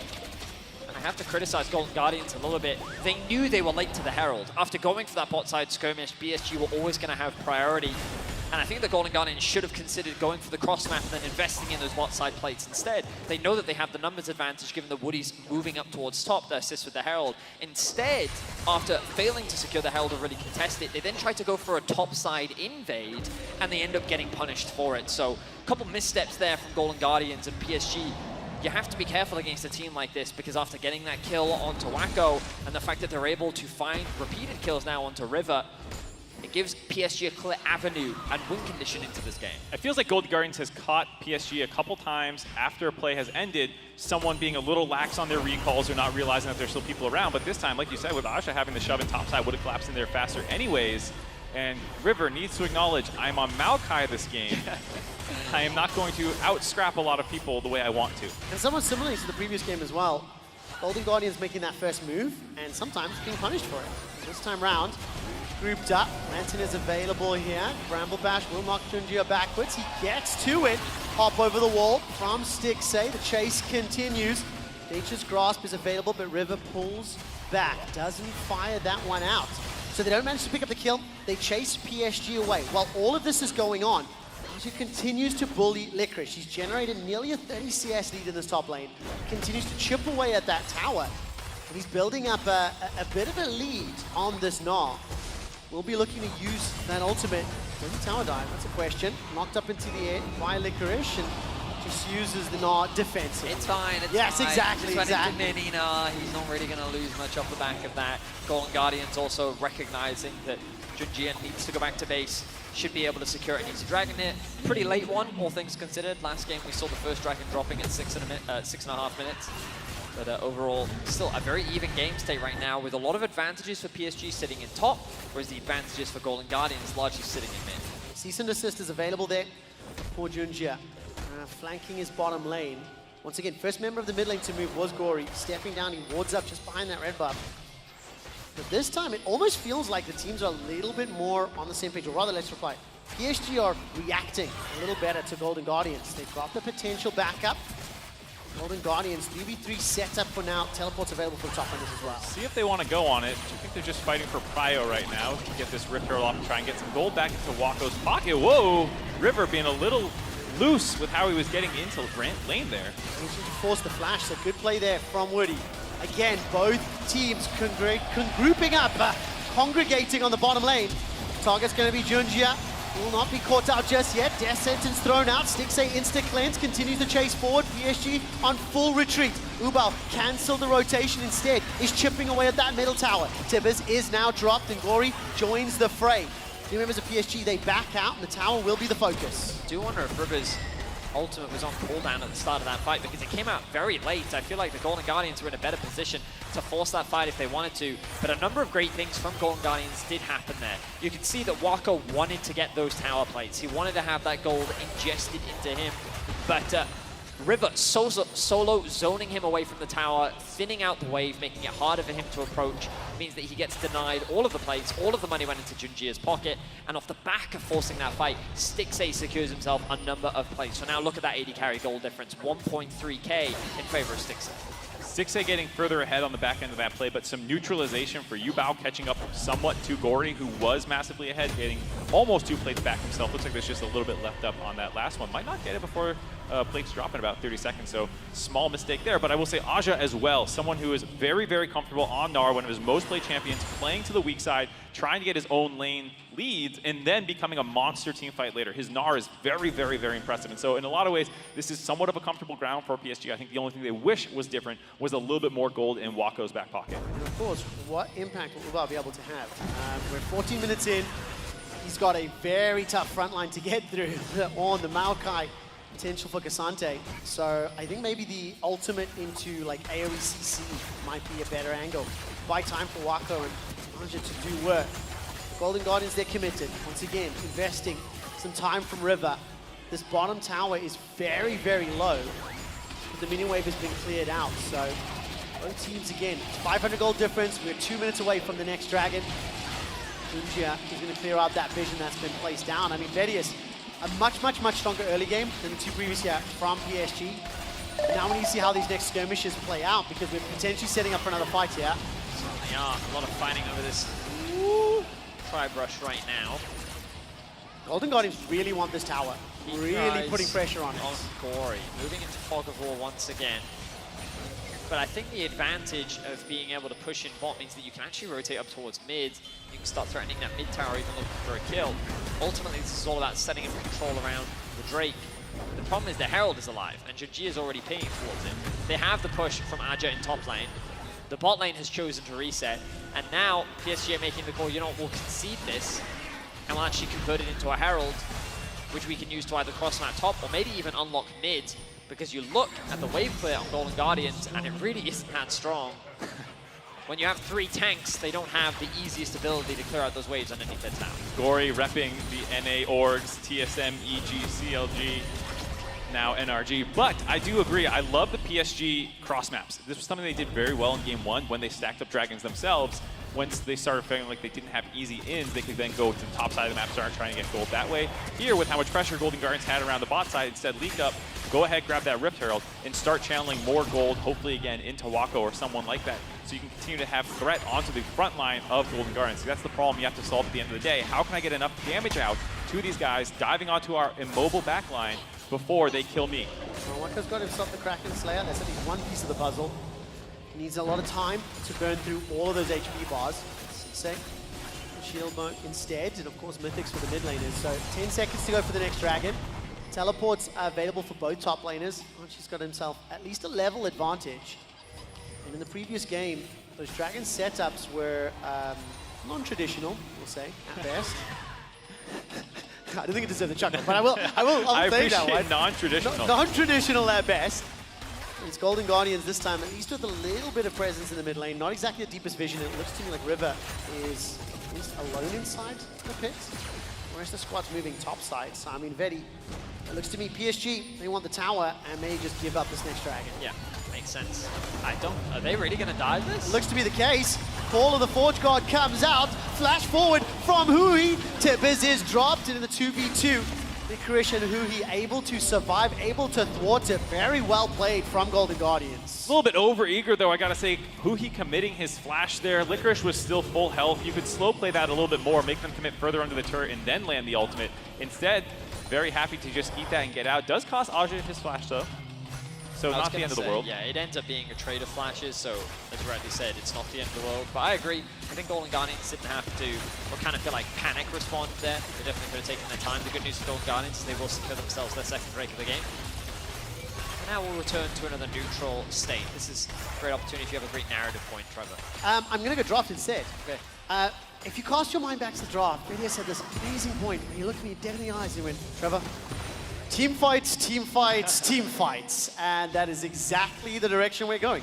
Nearly 20 minutes in, it's only 1,000 gold lead here for PSG, and I think all of that is going to be Aj in the top lane, plus 34 CS. We're 4 minutes away from the next Drake. It's a Cloud Drake as well. So initiate, get into those team fights even faster. And then I think for me, it comes down to just simple. What can Ubao and Wako do? Are they able to actually find the damage? Because Golden Guardians will have a very prolonged team fight, have a lot of time to work with. For PSG, this is the very first time that they've been on a sort of even footing at 20 minutes. I think the two previous games maybe a little bit Golden Guardians favored.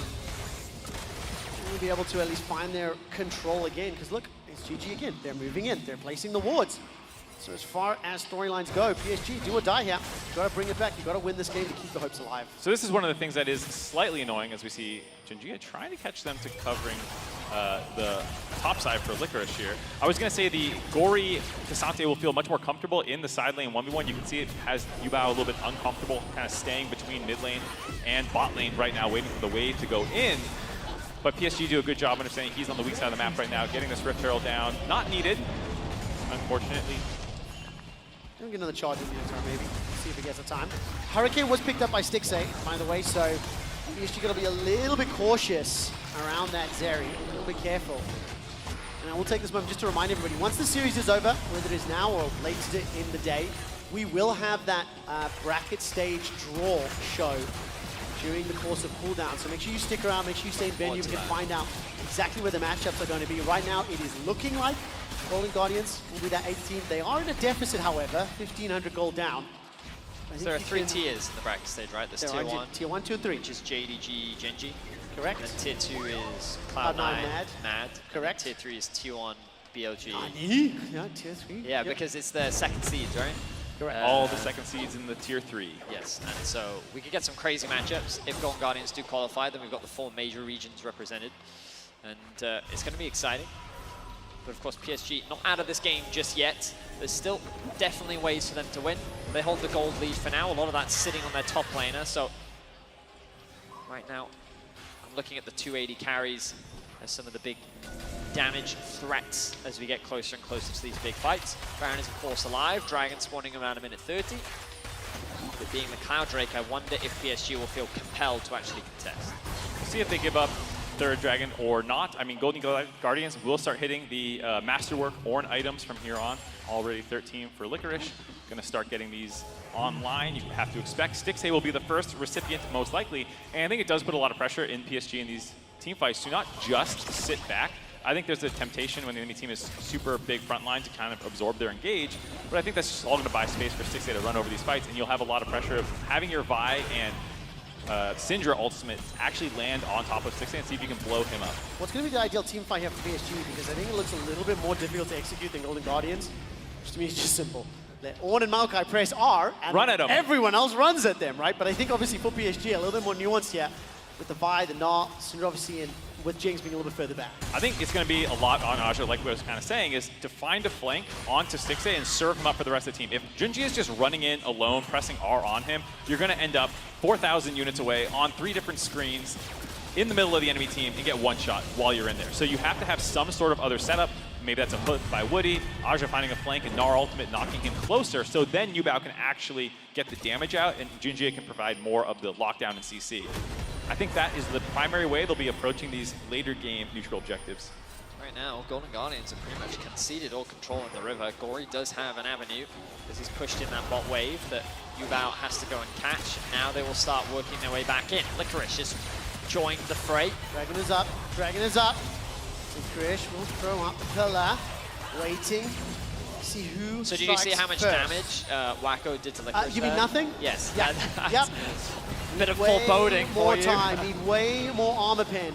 This is the 3rd dragon of the game. Golden Guardians are still behind in gold 1,000, but frankly, I don't think it really matters. They have started this off. There's a potential flank on the bottom. Mega Gnar is charging up. Archie's going to be the focus. He is in Gnar, and they are able to take out who he tried to buy time. With him being dropped, Archie's done the same on the other side. Will be dropped down just a second as Gory secures the kill. Dragon picked up by PSG, and the Ornn Horn will at least send them back. Teleport being channeled. Here comes Gory. Wacko is now firing up. The hook will miss. Searing charge catches Yubao. He buys time by going golden, and Wacko remains untouched, but he needs so much longer. Jeremy's Sphere will go out, and Wacko has got the time, has got the damage, but Stixxay is trading back. He's got the shield, he's got the lifesteal, the spark, forward, and will not do it just yet. Wacko taken down. So close, but Golden Guardians come out on top. It's a very drawn-out fight, but Golden Guardians will walk away the victors. Now they have the Baron in their eyes as well. River is still alive, their smite is available, and just like that, Golden Guardians have blown open the game. You could see Aja looking for that flank, but Golden Guardians identify they have to be aware of that. They go to focus him down, and during that time, I like the idea of PSG to just burn the dragon and try and escape, but a very heads-up teleport by Gory into the middle of the lane to stop them from having an easy escape. Here you can see it again. They start the dragon off. Gory goes hunting for Aja, finds him, flips him back, and ultimately the team to say, hey, this is the guy we need to mark. Meanwhile, Huhi getting picked off on the side, gets chain CC'd by the side of PSG. The kill gets handed over to Wacko as well, and you think at this point, this is definitely a winnable fight for PSG. The flash committed from River as he immediately turns back towards the dragon. A good stun comes out from Yubao, but then GG with the re-engage with the TP flank. So many long range engage tools, the Ornn ultimate, the Maokai ultimate, and then Gory with that TP flank, making sure there's no way out. They're able to get on top of Yubao there. His flash already committed. And look at this as well. You'll see in a second, Stixxay gets CC'd, but then the hook is just short from Wacko. If that had connected, how different could this fight have gone? As Stixxay is now left alive, Wacko forced to flash. So many low health bars. The Jinx resets were so close. I held my breath. Enough damage. I held my breath, Betty, because it was so close to Wacko getting unleashed, getting unstoppable. And as we jump back to live, Golden Guardians, they've already initiated the fight underneath the inner turret. Remember, they got those Baron empowered minions to work with. A double kill for Stixxay. The Red Bull Baron power play is off to a fantastic start. They're diving the tier 2. Split up. PSG cannot stand toe-to-toe with the Golden Guardians. They were diving the tier 2 without having even secured the tier 1. Golden Guardians are using all this momentum to tear apart PSG's base with Wacko dead. Will they try and end the game? They might just do it. Golden Guardians are making the run through play-ins to bracket stage. They've opened up the mid inhibitor. They will secure this in a moment. 10 seconds for Wacko, 13 for Junjia. Throughout the course of these 3 games, it has been a controlled one. It has been a patient one. The Golden Guardians will back out, content with the lead they've generated. Happy to grab the mid inhibitor. FLICKR had recalled to cover Aj's push. During that time, he had recalled to defend that push. No more could be gotten by Golden Guardians, but still a minute left on the Baron buff power play. Knowing how aggressive they are, I'm sure we'll see them in lane again. Here's how this fight started, using the Ornn ultimate to shove them off turret, but Wacko with no sums left after that previous fight. Basically a very easy chase down sequence with how many tools they have. It's so hard to live if you're Wacko. There's just not enough peel for you. And the chase down from the 3 beefy tanks and the supercharged Zeri is too much for Wacko to deal with. Disappointment on the faces of PSG as they can see the game falling apart. Golden Guardians in full control with the Baron and looking to join the other teams in the bracket stage. Heartbreak from PSG. They had some opportunities, but I do think over the course of the series, we have seen how Golden Guardians have demonstrated a little bit of that team gap. They've got the proactive plays, they've got the read. Here we go. They're sieging this bottom lane. Rory's in the top. Nature's Grasp is splitting up PSG. Another tower falls, another inhibitor falls. Aji has got the teleport if needed, may be called upon. Flame Chompers go out, FLICKR continues to step back. The turret falls. Gia will interrupt. Rory's back, the inhibitor will be taken down. PSG have not conceded yet. Golden Guardians have not won yet. It is 2 inhibitors to 1, and Golden Guardians are now going to be able to back, and they now need to deal with supers on their own Nexus turrets. Not a bad little stretch of macro play out of PSG there, keeping Aja in the top side, getting more gold funneled to the team while absorbing the inhibitor losses. But you have to remember, they also stopped the dragon stacking out of Golden Guardians at that 3rd Drake. It's only a 2k gold lead, so despite how dominant Golden Guardians looked in these team fights, the actual game state is not that terrible for the side of PSG. And you hear the fans here in London excited at the potential, excited at PSG's play. The thing is, it is still a tenuous situation. I mean, 1 lane of supers versus 2. Teleports would be valuable here. They could look for that backdoor play. But also, in terms of base races, you really do not want to get into that situation against Golden Guardians. We're 2 minutes from Baron. Dragon is up and available. You know what, silver lining here, Betty.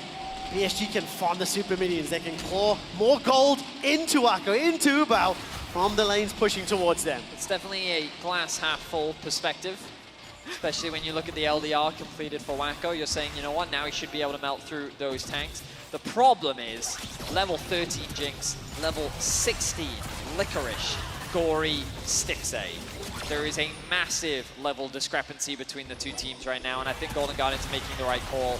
Forget the dragon, focus on the top lane, and they're looking to secure this tower. Could be the potential final fight. Nature's Grasp, Call the Forge God, Scatter the Weak is out, and PSG are chipped away. Wacko below half health. The 8th tower secured. Those super minions on those Nexus turrets. PSG are being pulled on multiple fronts to defend. Guardians playing this one very calculated and by the numbers. Dropping Wacko to half HP with just those long-range engage tools shows how difficult it will be for him. In terms of gold leads, Stixxay is the richest person in the game and continues to be relatively hard to jump on for PSG. And the fact that Aja has been the one splitting and getting the most gold for his team, he is the richest member by a considerable margin for PSG. It does feel like a lot of the emphasis will be on him finding a better engage this time around, because he was basically non-interactive in that critical last team fight. It certainly was. as Golden Guardians secure their third dragon of the game. FLICKR will be forced to go top to catch that wave. His TP is available, but of course the Baron will be the next major objective. PSG have some control around their topside jungle, but without access to the river, it's going to be a difficult one to contest. And even if they get close, what have they got to walk into? Maokai saplings, Maokai ultimate, Ornn ultimate. It's a very difficult one to siege. As Tibbers, needed, the flashes are available for all 5 members of Golden Guardians. Wako, while he's got those 3 items secured, an entire item behind Stixxay. Lighting is looking on the wall. Will he find enough time? Well, managed to find Scatter the Weak. Take a look now. Baron is up. Golden Guardians pushing top lane, trying to push this mid lane and peeling back towards the river. They've started the objective mark. This could be the final one. We'll see if PSG can find a contest. Gory has an Anathema's Chains on top of Wako as well, understanding that he is the late game threat that they cannot let pop off. Can Jinjia get in range for a smite? Trying to. Jinjia's over the wall. Stixxay's chasing, using that spark and the burst fire after shot. A kill secured. Call the Forge God knocks up 2. The all-out, the death sentence is back. That's a shutdown. Ubao's got 1 back, but I don't know if it's enough. Wako is so low and burning and running for his life. Woody's being cut down by River. And while the Baron has been ignored for now, 2 kills secured, super minions available. Golden Guardians have all the options available to close this game out. Bit of an overcommitment there from Gory. Golden Guardians saw an opportunity to end the whole game. If they kill Wako, they could have just ran for the Nexus and ended it all right there. But after losing Gory, they realized, okay, change of plan. We've got to take it safe. We've got to take our time. They go back to the Baron, and they should secure this objective as PSG try to get something back on the map. That feels like the story for PSG this game, getting whatever they can in response to the leads that Golden Guardians is generating. Second Baron of the game for them now. More item completions coming through, as well as the fact that Stixxay, you saw how quickly he deleted Jinjia when he tried to get in behind the pit. Means that if they do not kill Stixxay, he will absolutely melt through the front line of PSG. PSG hoping for a little bit of an overstep from the Golden Guardians. If Golden Guardians do not layer all that CC, obviously the power and the amount of space and time that it buys for Stixxay so significantly reduced. Wako still trying to build up that power gap, but Golden Guardians are looking towards that bracket stage. They're looking to demonstrate their abilities to 7 other teams here. With the inhibitors respawned, they've got themselves another Baron. 2 minutes on this one. I think they used the previous Baron buff particularly well. They siege multiple lanes, they opened up the base, they've got the inhibitors. It was very controlled, and it looks to be the case again. Grouping up mid, while FLICKR with TP is pushing top lane. Getting multiple lanes pushing at the same time, not giving Aja space to get one of the lanes back in his favor, trying to force PSG into their base under their control. Cheeky red buff hand over to Wako. Oh, nice. I like that little moment. But with the Baron buff, Golden Guardians will continue to walk these minions into the base of PSG. This will be their last line of defense. A miracle is needed for PSG to keep their hopes at MSI alive. Deciding not to defend the mid inhibitor. Gory left unchecked on the bottom with Archie's Mega Gnar slowly burning through. That is a big window. It'll be difficult to play around. Golden Guardians happy with this so far. A minute 20, still on Baron. FLICKR bringing the conga line towards the top lane. Gory using their footwork to move backwards as Stixxay's got Huhi for cover. No flash for Huhi.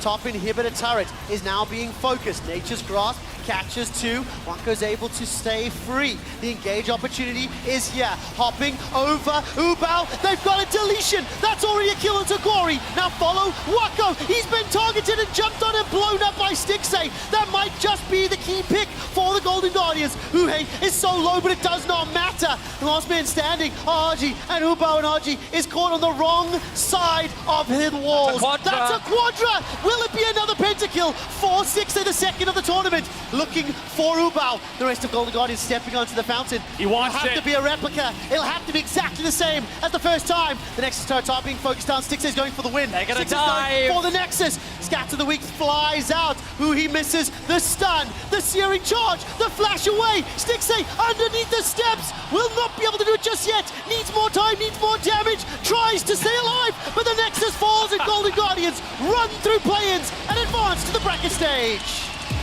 They won't find the second pentakill for Stixxay, but they will move on. Golden Guardians, the second seed from the LCS. advance to the main stage of MSI.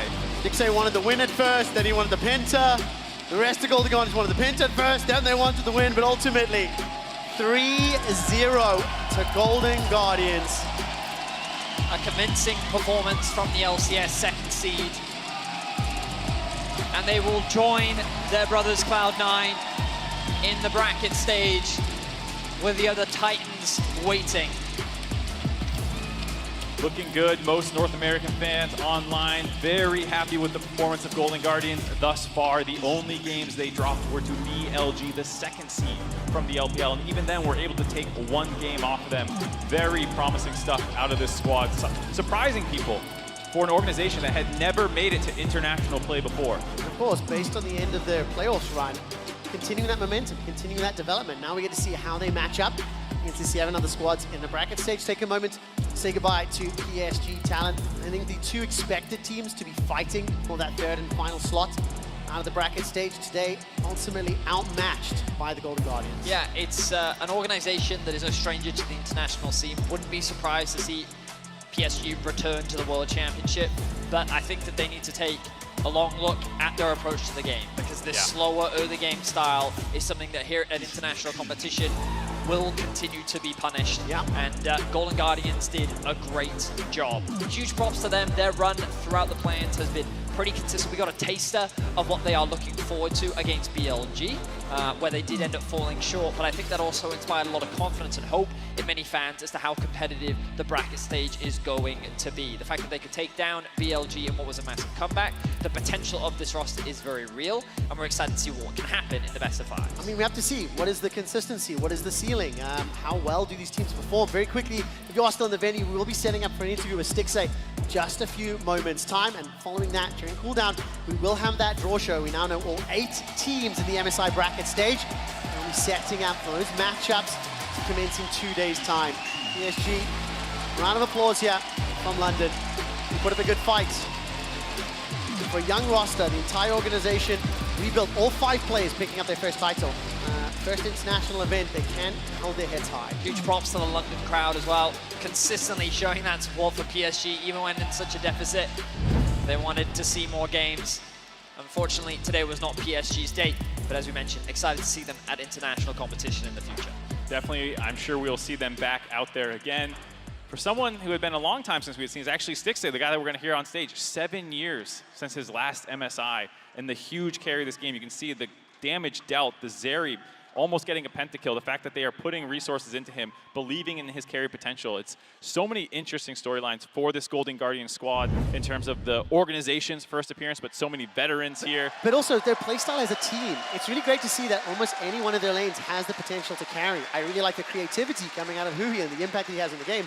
It's just, you can feel the cohesion, you can feel the coordination, and I'm very glad that I get to see it tested against some of the other squads. And I feel like you gotta give a head tap to Huhi for that. He has made it to 4 straight domestic finals for the LCS, someone who brings an insane level of shot calling, of vision for how to play the game. And I will say that I know that Stixxay is going to get the limelight, but Gory, to me, was really the standout this series. His consistency in the mid lane, from game to game, the impact that he was able to have in every single lane, I think was massive. I know that he was the All-Pro during the regular season of the LCS, and I think that he is someone to keep your eyes on. As But we also move River forward as well. into the I mean, bracket every single game, finding that gank from the bottom lane, setting it up so that Huhi and Stixxay can take over. FLICKR playing either carries or weak side, as we've seen throughout the tournament. I mean, it's a very exciting team to be watching. It's a very How surprising confident team. are you, Mark? Are you a believer in the run? I'm relatively a believer. I will say this, North America has never dropped in play-in stage. None of our teams have ever failed to make it through.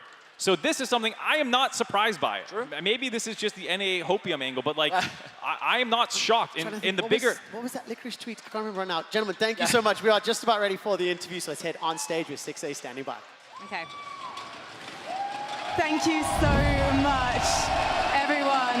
This legend hasn't been at an international tournament since Worlds 2016. Stixxay, did you ever think you'd be on an international stage like this, proving that you're no longer an underdog? Yeah, I mean, thank you guys.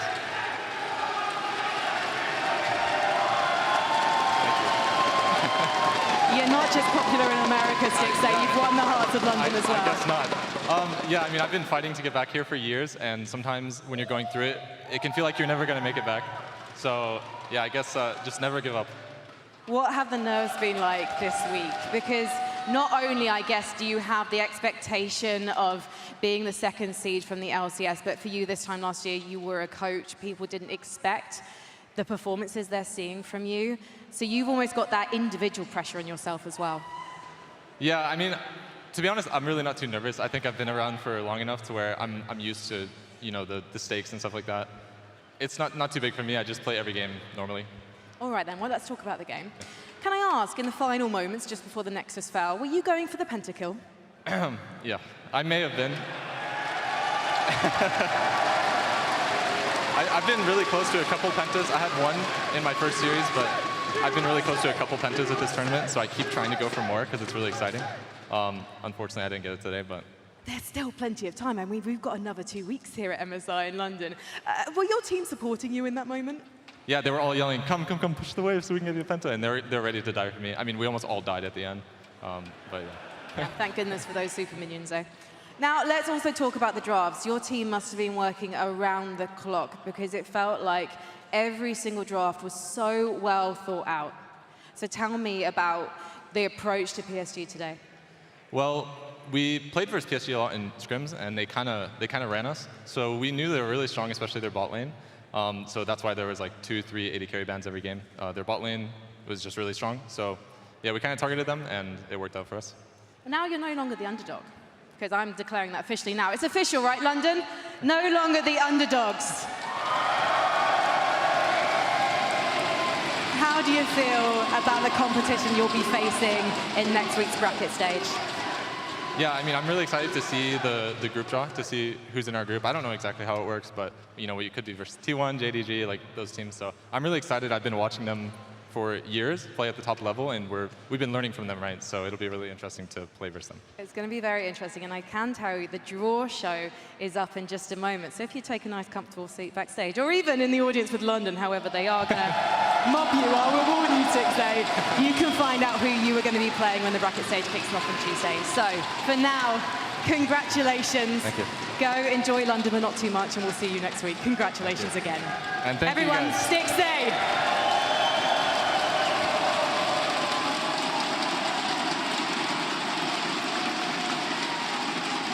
Thank you, Frankie, and thank you, 6A. Congrats on reaching the next stage, and welcome to MSI Cool Down Now. Before the series, we anticipated a very one-sided matchup. Exactly what we had planned for. It was, and I think PSG showed us a little bit more in Game 3. They showed that they can play through the early game, they can look down towards that bottom lane, but you have to give so much credit to the way that Golden Guardians... Hold on. Okay, I'm holding. Hold on. 17 minutes in the game, there was 3 kills on PSG and there was 3 kills on Golden Guardians. Yes, they played a bit more, but... kills to right, play through the okay, early you know, game. baby steps, you're right. But we did see some adaptation as well, but going back to the first game, Golden Guardians, quite ballsy with some of their drafts as well, with how they came in with it, drafting a set into Karma and Ezreal. It's something where you pretty much have to flip it to make it work, or else you're just going to be under your tower while the enemy jungle or enemy bot lane farms the turret plating. But they're super good. And just like these bot lane skirmishes again and again and again and again just seem to be majority in the favor of Golden Guardians. Yeah, they always came out in favor of Golden Guardians, pretty much, right? And part of that was it was a 3v2 a lot of the time because, you know, Junjo decided bot lane didn't really matter that much, but also you have to give credit to 6A and Huhi. Like Huhi, especially in this game, he had especially in the series, had a few mistakes, but a lot of the time he was the driving force. He was the guy engaging, he was the guy looking for those Annie stuns, and it really set his team up for success. Yeah, absolutely. It was expected in that sense, but to me, the player who stands out the most from this Golden Guardians lineup is none other than the mid laner, Gory. We hyped him up also during the pre-show.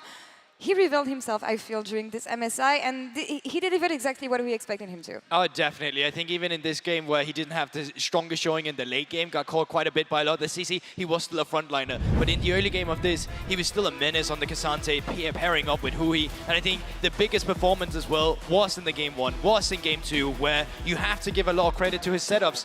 Once again, the Ahri was banned the entire series, even when PSG was looking for Vi first pick, who infamously is paired up with an Ahri. They had banned it themselves on blue side. That was how big of a threat that Gory was to them. They didn't even have to split up the Vi Ahri combination because they did it by themselves.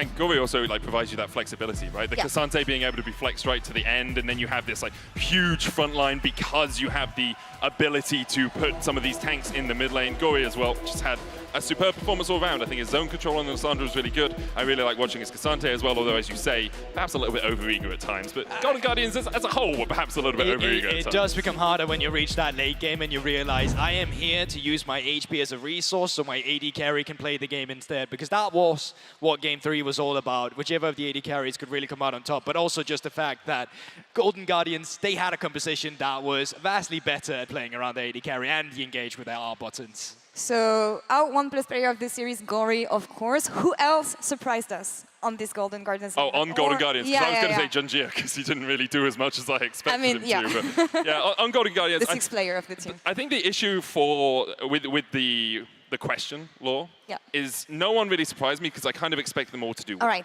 Right? They all played to the level that I've seen from them so far at the MSI. I will give credit to Stixxay. I think their bot lane weakness wasn't as prevalent as it has been in previous series. But overall, I think Golden Guardians just played at the level we've seen them at from the LCS playoffs and continue to impress. And I feel like we should also give leeway to players when they played against Elk and lost, and that was a bot diff, because some of it's like, yes, we're losing bot, but you're also losing bot to one of the best AD carries, right? So it's still a testimony to the fact that there is a difference between some of the minor and major regions too. And Stixxay, you know, solidified himself an AD carry of North America. I'm sorry. I didn't realize we were still in domestic competition, Goldborg. Oh, I thought you had to compete against the best in the world. I thought the bracket stage is going to have Gumayushi and Ruler and Pays and Kazi. One of these things is not like the others, in my world, only play-ins exist. Oh, you know, that's where I'm coming from. This is my bracket stage. But yeah, I think that's the big thing for Golden Guardians. If I look at how they're going to improve into the bracket stage, you have to be looking at how are they going to shore up this bot lane, especially in the laning phase. We'll see about the draw show in just a few minutes. And you were mentioning all these superstar players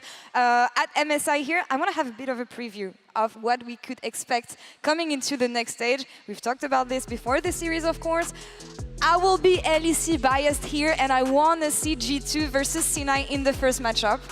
What do you guys want to see? Oh, you know which matchup I would really love to see? I want to see Yike versus Kanavi. Oh That's a jungle matchup I'd really die for. Just the fact that you can bring out these carries as well from the jungle, how the team would play around it. The jungle matchup where it's kind of old school as well, where it's not the junglers who's there to gank, it's the laners who's there to facilitate the skirmishes through their jungler. And I would just imagine that that would be an amazing matchup to watch. I mean, there's just so many good ones, right? You could do enemies versus FLICKR. You could have Gumayushi versus Ruler.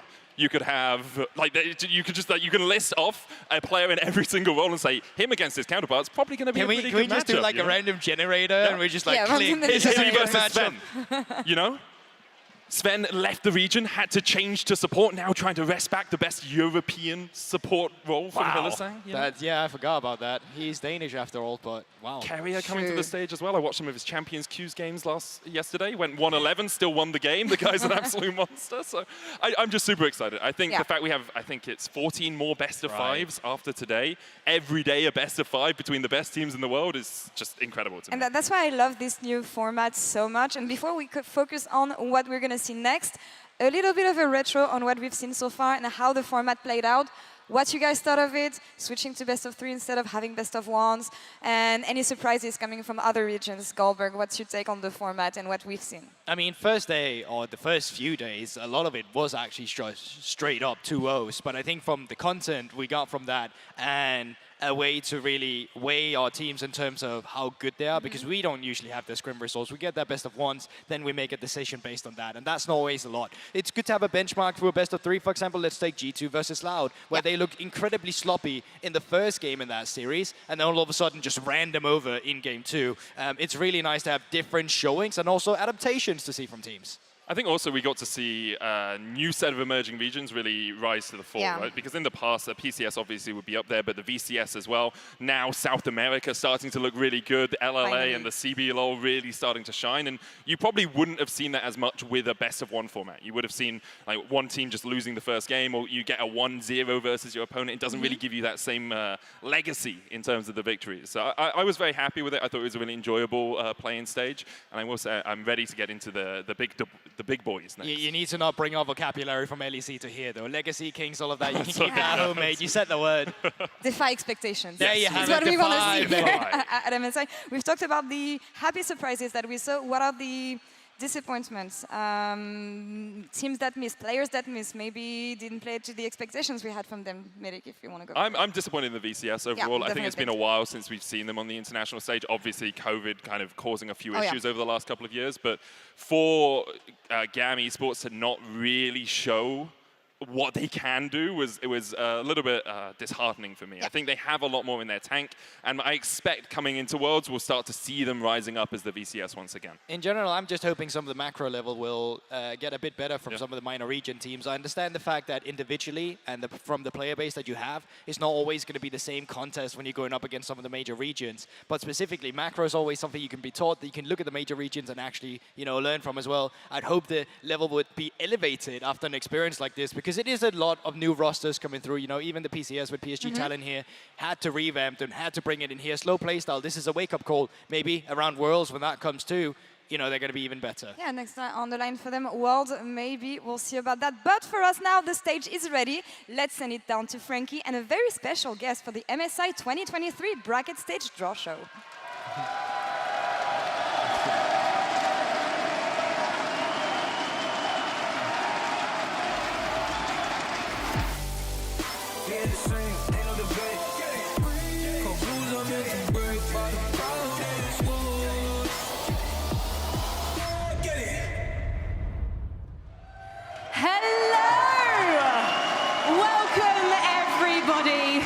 We have now completed our matches for the play-in stage of MSI 2023, and that means it's time to decide the bracket for the main event.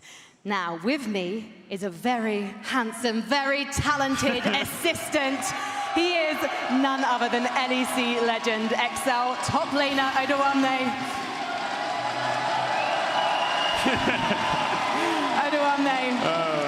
What have you thought of the team's performances this week? Business as usual. G2 showing up, BB playing great, everyone crushing it. GG, great surprise. They've been absolutely smashing it. I think they only dropped maybe, if I'm not mistaken, only one game this whole play-in so far. They took a game off BLG as well. Yeah, I think it was that one. But other than that, they've been great. I think all the teams that we expected to make it out of the play-in stage made it out. So it's going to be an exciting main event. Yeah, it really is. But who is going to be playing who next week? That's what we want to know, and that's what we're going to find out today, because the bracket stage of the tournament consists of an 8-team double elimination bracket, and they're going to be playing best of 5s. It's getting very seriously indeed here in London. And the teams are going to be drawn from 3 tiers. So, Tier 1 is the top seeds from the LCK and LPL. Tier 2 is the top seeds from the LEC and LCS, and Tier 3 is the second seed from the LCK, as well as the 3 teams that qualify from this week's play-in stage. Now, all Tier 1 and Tier 2 teams will be matched against Tier 3 teams in the first round, but there can be no same region matches in round 1 of the upper bracket. The 2 teams from Tier 1 will be placed on opposite sides of the bracket, so we could have a very exciting grand final. That's all the housekeeping done there, Odoamne. You understanding the rules? I only have to draw these, I don't do anything else. Pretty much, yes, but it's the most important job of the day. Wouldn't you agree, London? Yes. So, Odoamne, would you please do the honors and start by randomly selecting a team from Tier 1 for me, please? I would love it.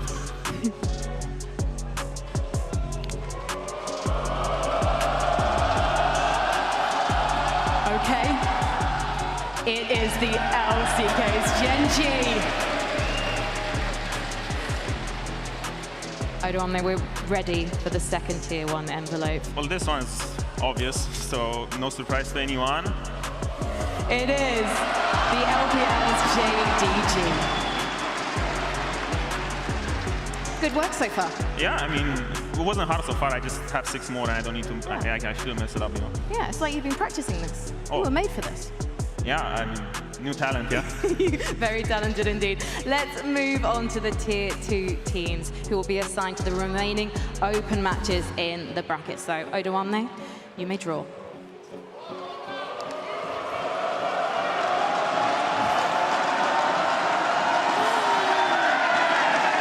It's like you knew. LEC Mad Lions. And you may take the next Tier 2 envelope. From the LCS, it's Cloud9!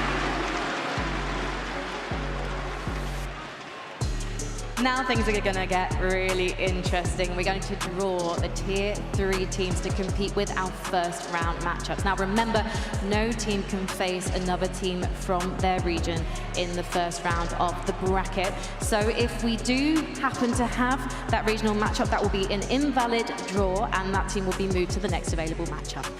Aduame, are you ready? Yeah, let's get this going with. Okay, then 4 to choose from.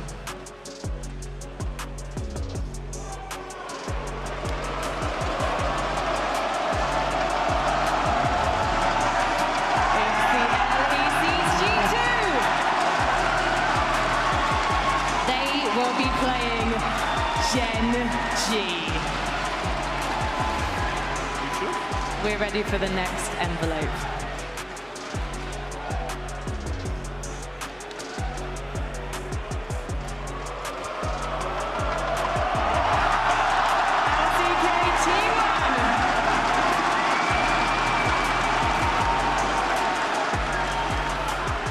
They will be playing Mad Lions. Odo, 2 more envelopes. This decides it.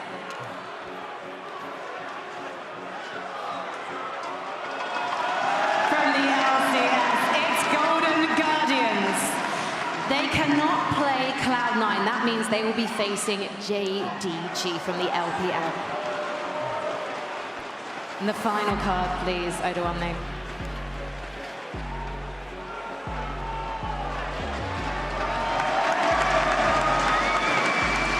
Cloud9 will be facing Billy Gaming from the LPL. This is going to be an incredibly spicy first round. But Odoamne, why did you have to do that to Europe? Yeah, I kind of choked it. I'm not happy with my performance this time. You seem to enjoy the performance quite a lot. Not really. Looking at the 18s though, who's the best top laner? Who do you want to learn some things from? I mean, Ben has been trash talking a lot, saying that BLG is going to win and that he wants to face Zeus and show everyone that he's the best, but no one has anything on my boys, BB and Chasey, so they're the 2 best top laners at this tournament. LEC through and through.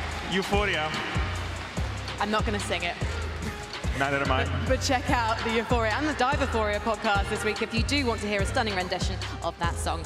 Right now, though, I have to thank you, Odoamne. You've been absolutely fantastic on stage. Yeah, it's been my pleasure to be at MSI. I always said I will make it to MSI, and here I am. You represented. Now, the bracket stage kicks off on Tuesday, May 9th at 1 p.m. local time. So do not miss it. And if you'd like to find out further information on the schedule, that will be appearing at lolesports.com. Odo, thank you very much. We will see you in the LEC Summer Split. But right now, that is all for the Draw Show.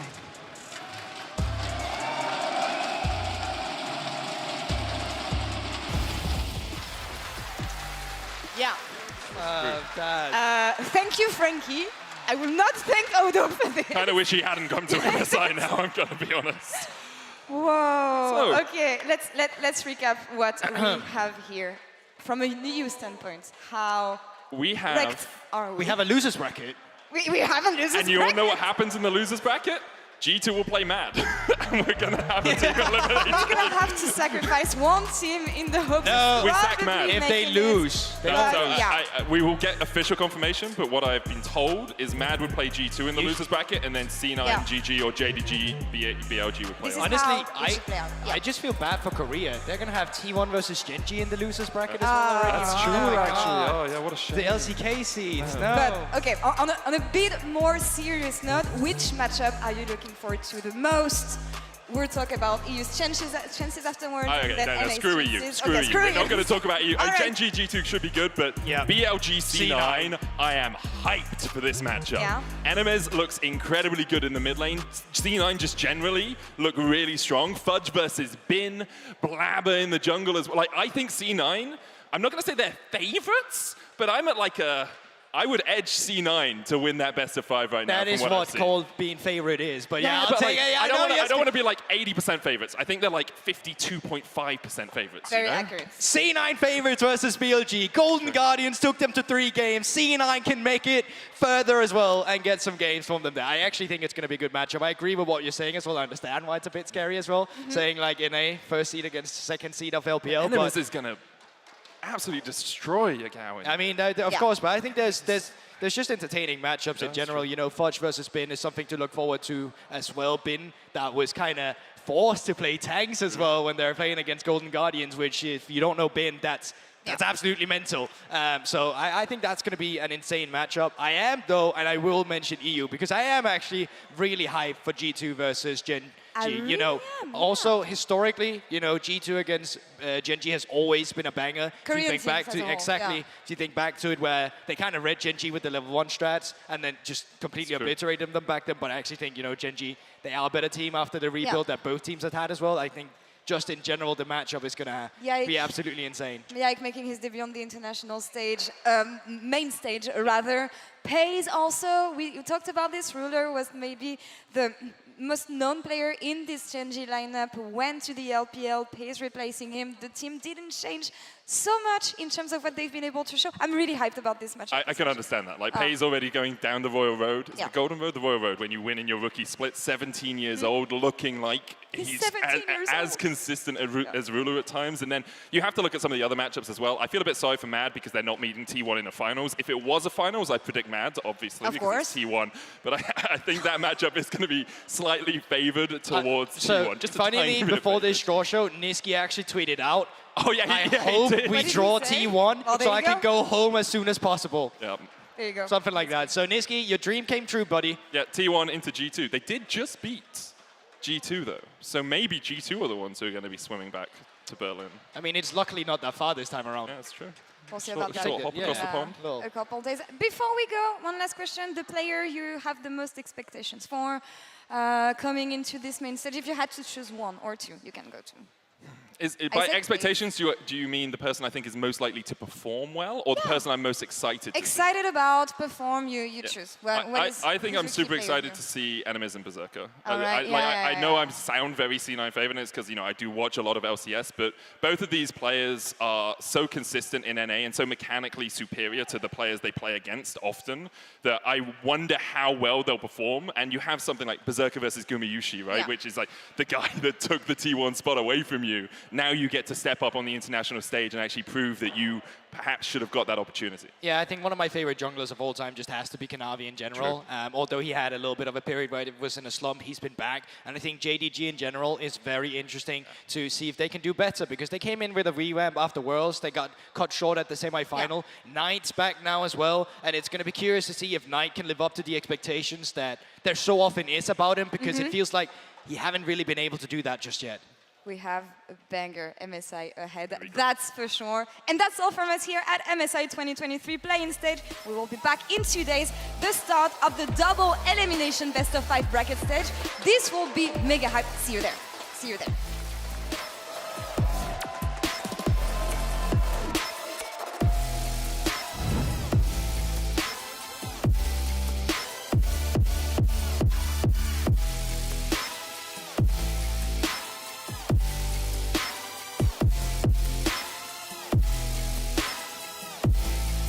Breaker forward, River is being chunked out from Wako. Wako now may be the next target. Stun connects. First blood secured by Golden Guardians and River. The shield keeps River alive just enough to get away.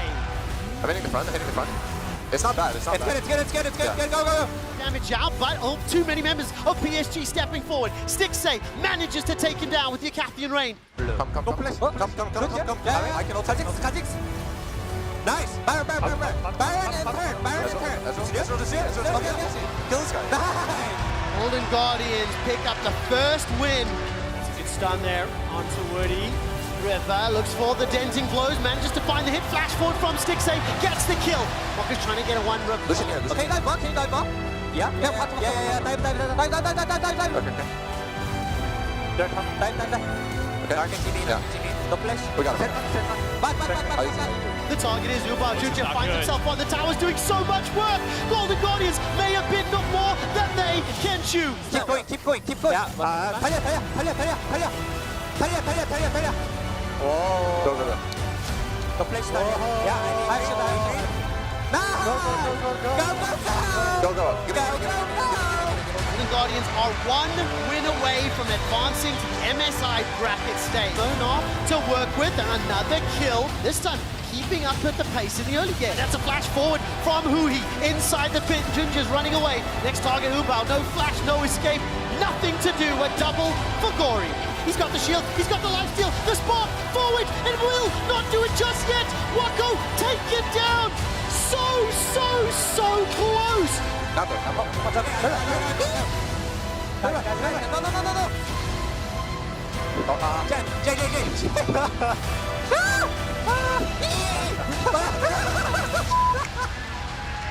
They won't find the second pentakill for Stixxay, but they will move on. Golden Guardians, the second seed from the LCS, advance to the main stage of MSI.